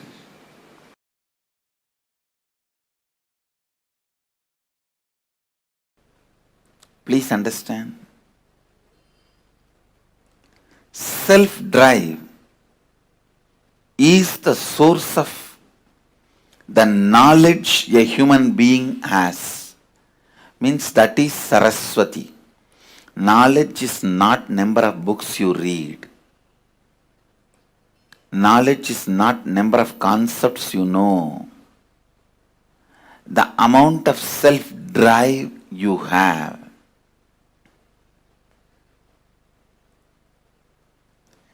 Understand, giving a right context to the self-drive is only the job of Saraswati, knowledge. When there is a right context, the self-drive never gets dried up. If it gets dried up, it is from the wrong context. It is the lower level pleasures. It is not self-drive. Self-drive which gets dried up is from violence or from greed. Please understand, the self-drive comes out of fear and greed, gets dried up just in few days. Giving the right context for your self-drive is the job of Saraswati. All the knowledge, the reason for all the knowledge, reason for all the books, reason for all the knowledge transmission mechanism is to give you the right context for your self-drive.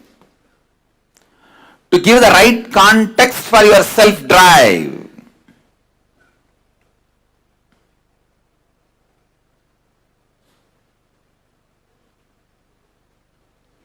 Giving the right context for your self-drive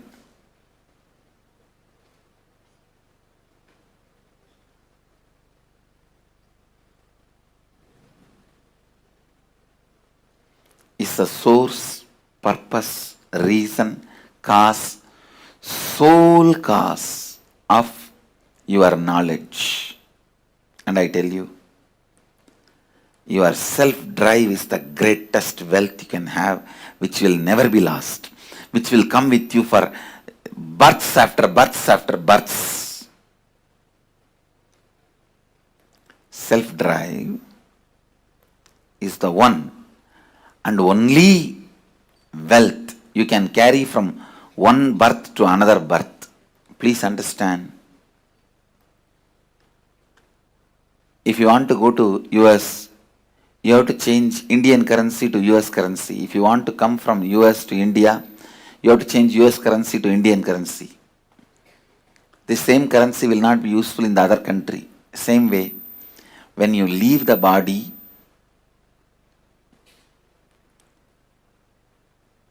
whatever you accumulated in this birth, wealth, life, relationships, properties, nothing will be useful in the next birth.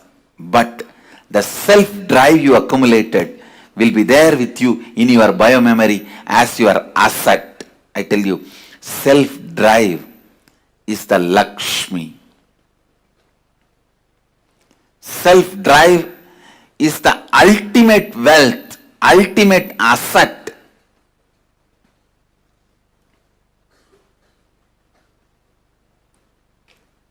Anyone can accumulate, anyone can acquire.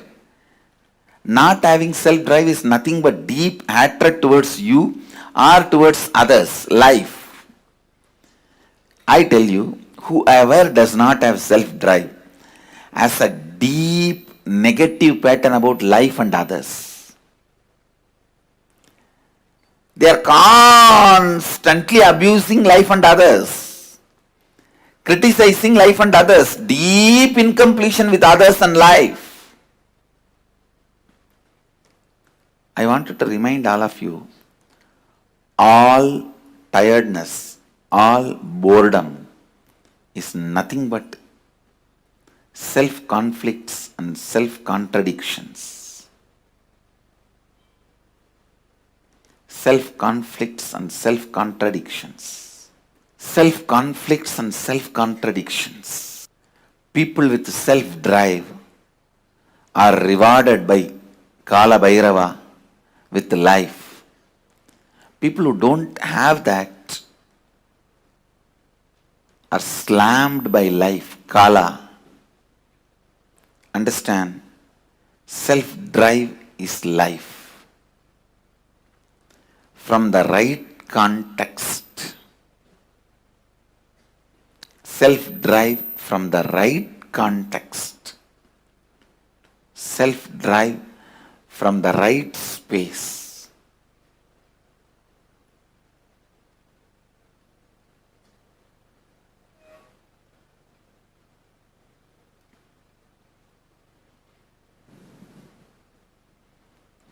Self-drive is the only energy, Durga, you can have. Nothing else is energy. Not your muscle power or your thinking power. All that are not the top energy. Self-drive is the energy of life. Understand? Self-drive is Saraswati. Self-drive is Lakshmi. Self-drive is Durga.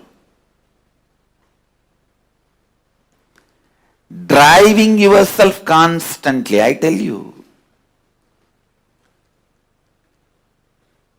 Anything stops your self-drive from the right context is incompletion.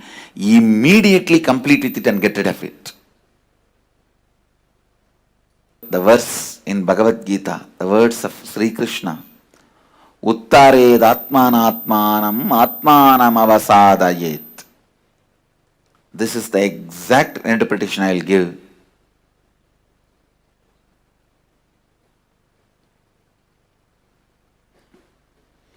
Raising your self-drive by yourself by setting the right context. You will be a great friend for yourself. If you can't raise your self-drive by yourself by setting the right context, you are the greatest enemy for you.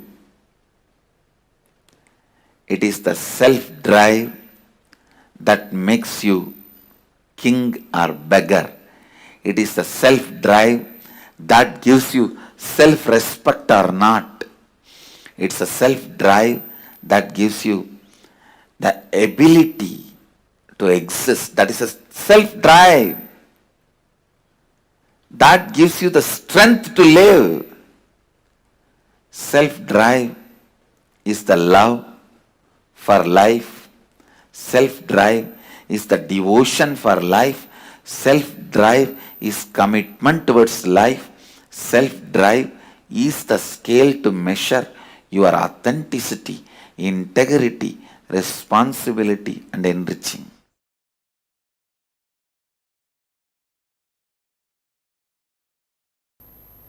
I tell you,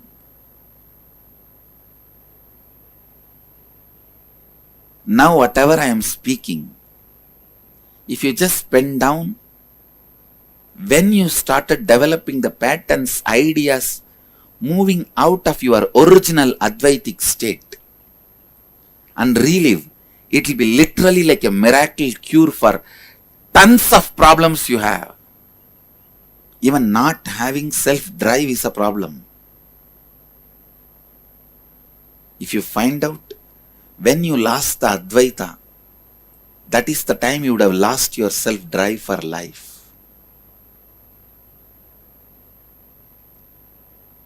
Just do this simple process. First, pen down the ideas, patterns, concepts which makes you feel you are away from your non-dual state. Second, think and pen down when that patterns have started developing in you, how you developed those patterns, those incidents. Third, relive all those incidents. Fourth, relive and complete them. Fifth, start living Advaita, non-dual state of consciousness. That's all.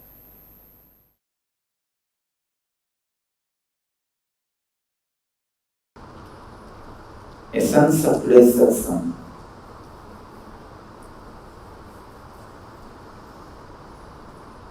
Never give way for others' powerlessness in your life. Do not ever bend or surrender to others' powerlessness.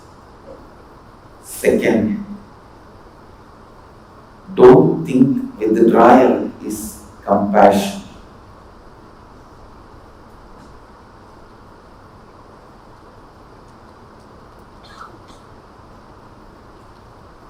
Fear of facing conflicts is not compassion. Be very clear.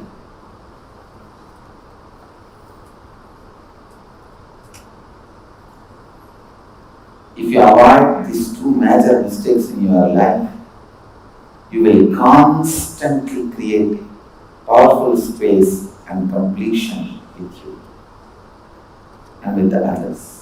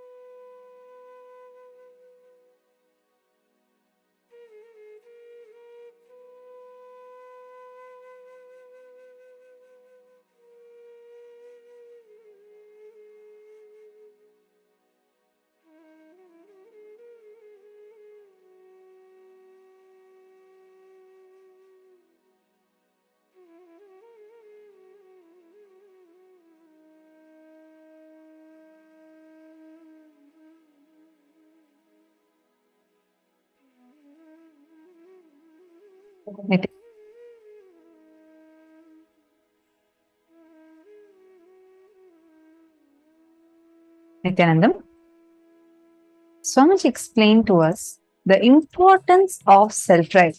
And like as Swamiji was mentioning, the moments that you need to capture and remember and cherish in your inner space should be these moments of self-drive. Self-drive. The inspiration, which is rooted in the right context and not sourced from external reasoning. Sometimes it's because, oh, my friend has now upgraded, she has gotten an increment, and therefore that becomes my inspiration to work further. It's again based on the based on an external inspiration. Or when your neighbor buys a new refrigerator, suddenly your old refrigerator stops working. A new air conditioner, suddenly your house temperature rises up. Or your neighbor gets a smart house, and all of a sudden the same task that was very easy as a normal lifestyle till yesterday suddenly becomes a very difficult task. You always compare yourself with others and try to source that as inspiration, or your source of inspiration is based on something external. How many of you are able to understand this one point where you see that the source of your inspiration to be based on something from outside? Actually, that is why, like Swamiji revealed beautifully, the concept of rags to riches story is always an instant hit for us. Why? We all subconsciously, unconsciously cherish struggles in life. Today, if you see, just go watch YouTube.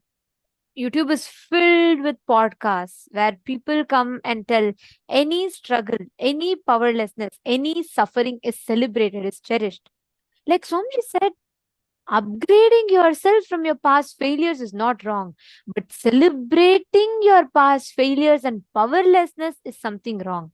We are all taught this rags to riches story resonates so much with us because we all so deeply cherish our suffering. Like if someone tells you, just imagine someone comes and tells you, oh, you don't know how much I'm struggling in my life. My husband doesn't support me. I'm a homemaker and I have to pull all the things together. I have to cook for my children. I have to teach them homeworks. I have to do the laundry. I have to do the cooking. All of these. And it's a struggle and I manage. What is our response? So unconsciously, spontaneously in us, the first response to them is, oh my God, this person is really struggling. How much he's doing. We start revering, we start respecting people's struggles, and we start cherishing this rags to riches story. That is why today people suffer with boredom and tiredness, like Swamiji said, because our source of motivation is always derived from something outside. The pseudo dignity that we attach to the suffering, the pseudo dignity that we attach towards struggles, we start looking for what? If you respect people's struggle so much, when things come easily to you, you can't accept it. Imagine if someone comes and just walks up to you and says, take $1 million. What will you think? You think he must be crazy. Why is he even giving me this money? We always respect struggles, and as a byproduct of which we all start working for, actively looking for suffering and struggles in life.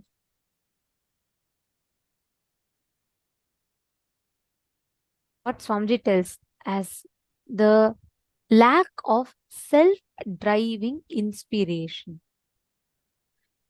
As long as our source of motivation and inspiration is based on some external source, at some point you will fall into boredom and tiredness and you will start losing the inspiration.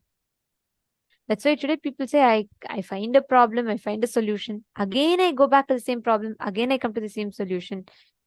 We start celebrating, we start preparing ourselves to again and again fall into the same rut, the same cycle of struggles. And self-drive is the solution that Swamiji gives for that. We need to understand what Swamiji had explained to us about the Hridaya Guhya. Deep inside you, all of us, inside our hearts, carry a cognition about life, and that is the source of our energy. That is what we derive the energy from. That's why there are some people who go on and on and on talking about their victimhood. Like they say about how much struggle they had been through, how people didn't understand them, how people tried conspiring against them. And they have this whole, like a movie running in them where they become the victim and they are like the hero, heroine of their story. And everybody is conspiring against them. And that struggle. So that if that struggle, victimhood is your core cognition and you derive your energy from that, then that is what you go on attracting in your life.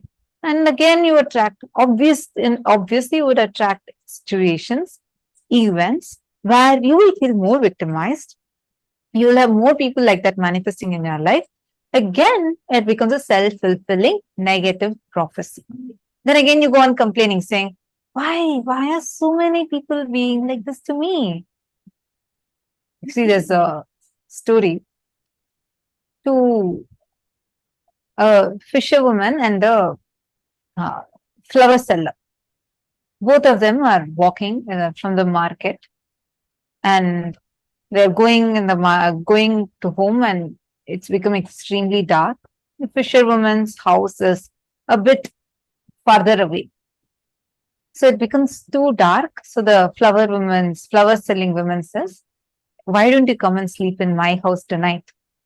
And tomorrow, as soon as it dawns, you can go back to your house. It's quite late in the night now. And the fisherwoman readily agrees. She goes and both of them go have dinner and they're about to sleep. The flower selling woman, as soon as she lies down, she falls asleep. The Whole house is just filled with the beautiful fragrance of all the flowers. The fisherwoman, however, tries to sleep, tries tossing around, turning around. Hours pass by, somehow she doesn't get sleep. She immediately gets up, goes, brings the empty fish baskets that she had just sold earlier in the market, gets that basket, keeps it next to her, and then immediately, in few seconds, falls asleep. Our situation is literally like this. That fish smell is what something she'll keep complaining about the whole day, but she has also she's become so addicted to it that, not addicted is not the word, but she's become so used to it. Without that, she doesn't know how to even fall asleep. Like that, all of us have made worries, feeling victimhood, or incompletions as a source of our inspiration. We go on complaining, oh my God, you don't know so much of struggle I have been through. I have been through this, I have been through that. And you derive your energy out of it. Suddenly, if nothing is there to worry, you feel like, God, I'm missing an anchor of my life itself. We start feeling very like as if something is missing. How many of you are understanding this?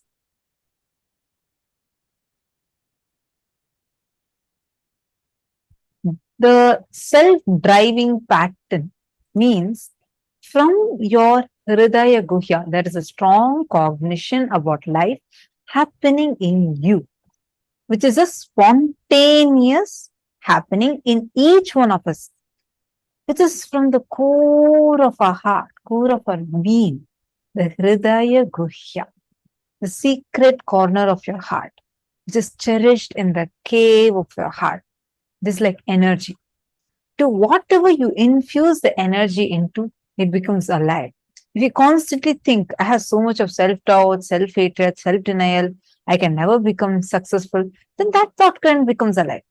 You have so many balloons. You have a heart-shaped balloon, you have a Mickey Mouse-shaped balloon, you have a flower-shaped balloon, whichever you fill in that air into, that is going to become big. You can't fill in a Mickey Mouse-shaped balloon and say, oh, why is it not becoming a heart? The more and more you align yourself to your declared best inner image, declared best outer image, means how you show yourself to others, best others image, how others perceive you, and best life image, the way how you feel about life and everyone. The more and more you become authentic, the self-drive increases in you. Anything can be given up in your life or lost, but not one thing. That is a self-driving motivation. High self-drive is life, and not having the high self-drive is death. That's why in Bhagavad Gita, Bhagavan Krishna beautifully says, Uddharedatmanatmanam natmanam avasadayet atmaiva hyatmano bandhor atmaiva ripuratmanaha. Raising your self-drive by yourself, by setting the right context, you will be the best friend for you. If you cannot raise the self-drive by yourself, by setting the right context, then you become the greatest enemy for you. You are your best friend. You are your worst enemy. It's all about whether or not are you going to be increasing your self-doubt, self-drive by giving up your self-doubt, self-hatred, and self-denial. It is in your hands. How many of you are understanding this? Can each of you give an example of what do you understand as self-drive? Please take a moment and please post it. Actually, this one truth, if we understand it, right, if we apply it in our daily life, the way we see today, so many of us lack. We say, oh, I lack motivation. I need motivation. I want to really do something. I committed for Sarvagnya Pita, but I'm not able to manifest it. I somehow lack my inspiration. I start a job, but somehow I stop it midway. This one solution that Swamiji has given. Swalpamapyasya dharmasya trayate mahator bhayat. Just by following this principle, even little bit in your life, even the greatest struggles that we have will simply go. Just take a few minutes to pen down the ideas, patterns, concepts. Write down all that makes you feel you're away from your non-dual state, Paramashiva. And the patterns that started developing in you, how you started developing those patterns. Just take a few minutes, at least identify, so we all start understanding the self-driving inspiration that Swamiji revealed upon.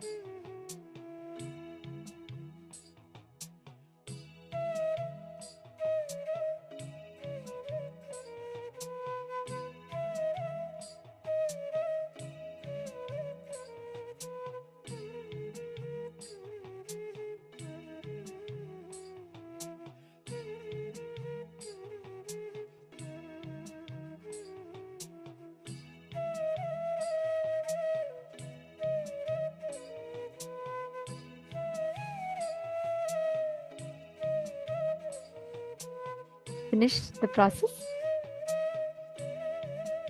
Now it is time for all of us to enter into the preparation for the darshan.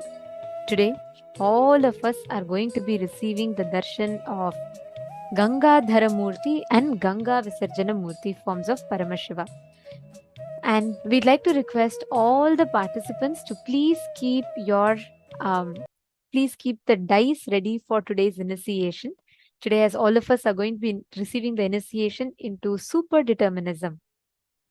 Neither free will nor life is predestined. Like Swamiji revealed, life is super determinism. And from morning till now, we've learned about will persistence. We've understood about what is will arrogance, what is will persistence.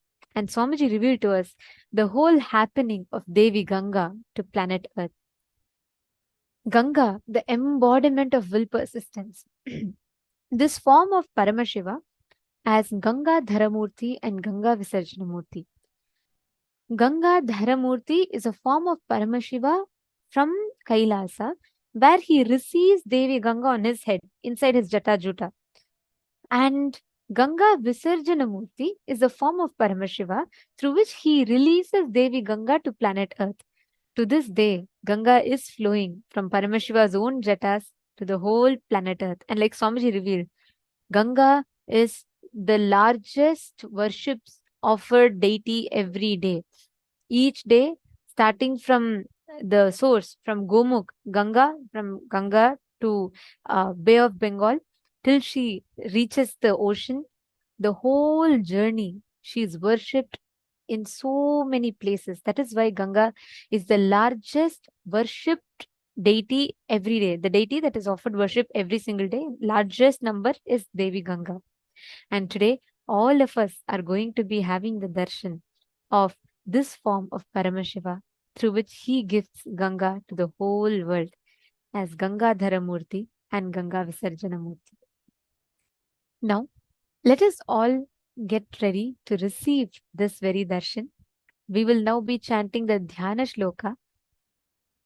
The Dhyana Shloka of today's form beautifully describes the happening of Devi Ganga, how she descended, how Paramashiva accepts her into his head, and how Paramashiva liberates her from his head to the planet Earth, how she sends her further. And the whole thing is described beautifully in the Shastra Pramana, which is what we are going to be chanting, the Dhyana Shloka for all of us. I request all of you to please sit straight.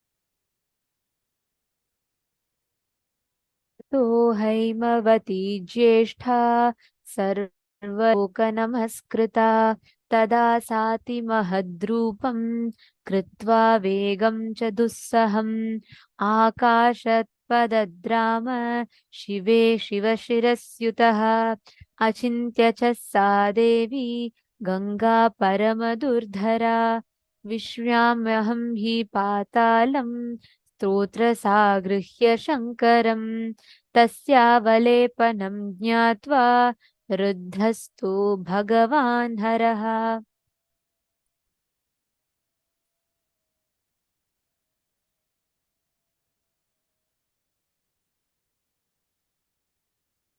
स्थिरो भावयितुं बुद्धिं चक्रे त्रिनयनस्तदा सा तस्मिन् पतिता पुण्या पुण्ये रुद्रस्य मूर्धनि हिमवत्प्रतिमे राम जटामण्डलगह्वरे सा कञ्चिन्मही गन्तुं नाशक्नोद्यनमास्थिता नैव सा निर्गमं लेभे जटामण्डलमन्ततः तत्रैवाबं ब्रह्मदेवी संवत्सरगणान् बहून्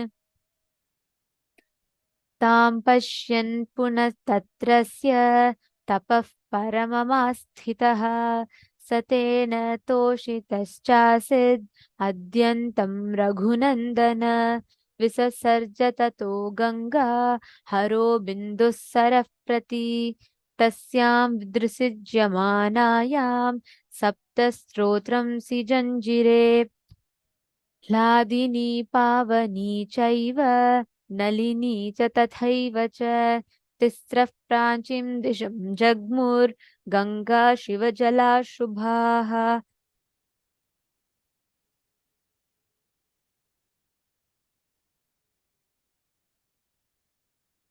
शुश्चैव सीता च सिन्धुश्चैव महानदी तिस्रस्तोत्वादिशं जग्मुर्प्रतीचिं शुभोदकाः सप्तमी चान्वगात्तासां भगीरथतरं तदा भगीरथोऽपि राजर्षि दिव्यं स्यन्दनमास्थितः प्रायादग्रे महातेजा गङ्गान्तं चाप्यनुज्रवत् गगनाश्चङ्करश्चित्तो धरणीमागताः व्यसपर्तजलं तत्र तीव्रशब्दः पुरस्कृतम्. The translation of this verse goes as, afterwards, she who is revered by all the worlds and who is elder to the daughter of Himavanta, that Ganga, assuming an unendurable form and insupportable rapidity, plunged from the sky into the jatas of Paramashiva. She who is an extremely unendurable river, that goddess Ganga, even speculated to herself, saying, "Let me enter the netherworlds, having Paramashiva himself as my source." Paramashiva, the all-knower, to remove her ego and delusion, pent her up in the tufts of his Jata-Juta, the matted locks. Time passed, and O Rama, she, that holy river, Ganga, swooped down into the cavernous curls of the Jata-Juta of Paramashiva, and she became a detainee in them. Though she strove hard in one way or another to reach earth, that Ganga is rendered incapable, as she could not gain access for an outlet from any edge of the coils of the matted hairs of Paramashiva. Hence, she realizes and prays to Paramashiva. Goddess Ganga whirled round and round in the coils of tufts alone for many number of years. And when Ganga's liberation from those coils is intangible, Bhagirath again firmed up in a marvelous penance in the matter of her descent to earth. O Rama, the legatee of Raghu, with the aces of Bhagirath, Paramashiva is very much delighted, and thereupon he releases Ganga, aiming at the Bindu lake in Himalayas. While Paramashiva releases Ganga into Bindu lake, 7 streams have emerged out of it, and thus 3 auspicious Gangas with the holy waters have cruised eastwards, which are known as Hladini, Pavani and Nalini. And thus Suchakshu, Sita and the excellent river Sindhu are the 3 rivers which stream to the westward direction with their holy waters. Of them, the 7th, Ganga, flowed towards the path of Bhagirath's chariot. The great, resplendent kingly sage Bhagiratha, sitting in a divine chariot, moved ahead, and even Ganga followed him. Thus, Ganga came from heavens onto Shankara's head, and from there onto the earth, and thereon earth her water advanced with a tumultuous sound. This happening of Ganga is what unfolds. This Leela is what is unfolded by Paramashiva as Ganga Dharamurti and Ganga Visarjana Murti forms of Paramashiva. Like Swamiji revealed to all of us today, all of us can embody, are all going to be initiated to embody this principle of will persistence through today's initiation and darshan.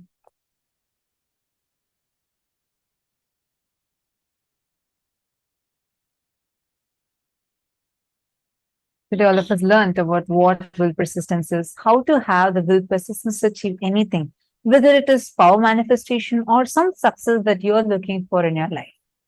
We learned about this in today's session.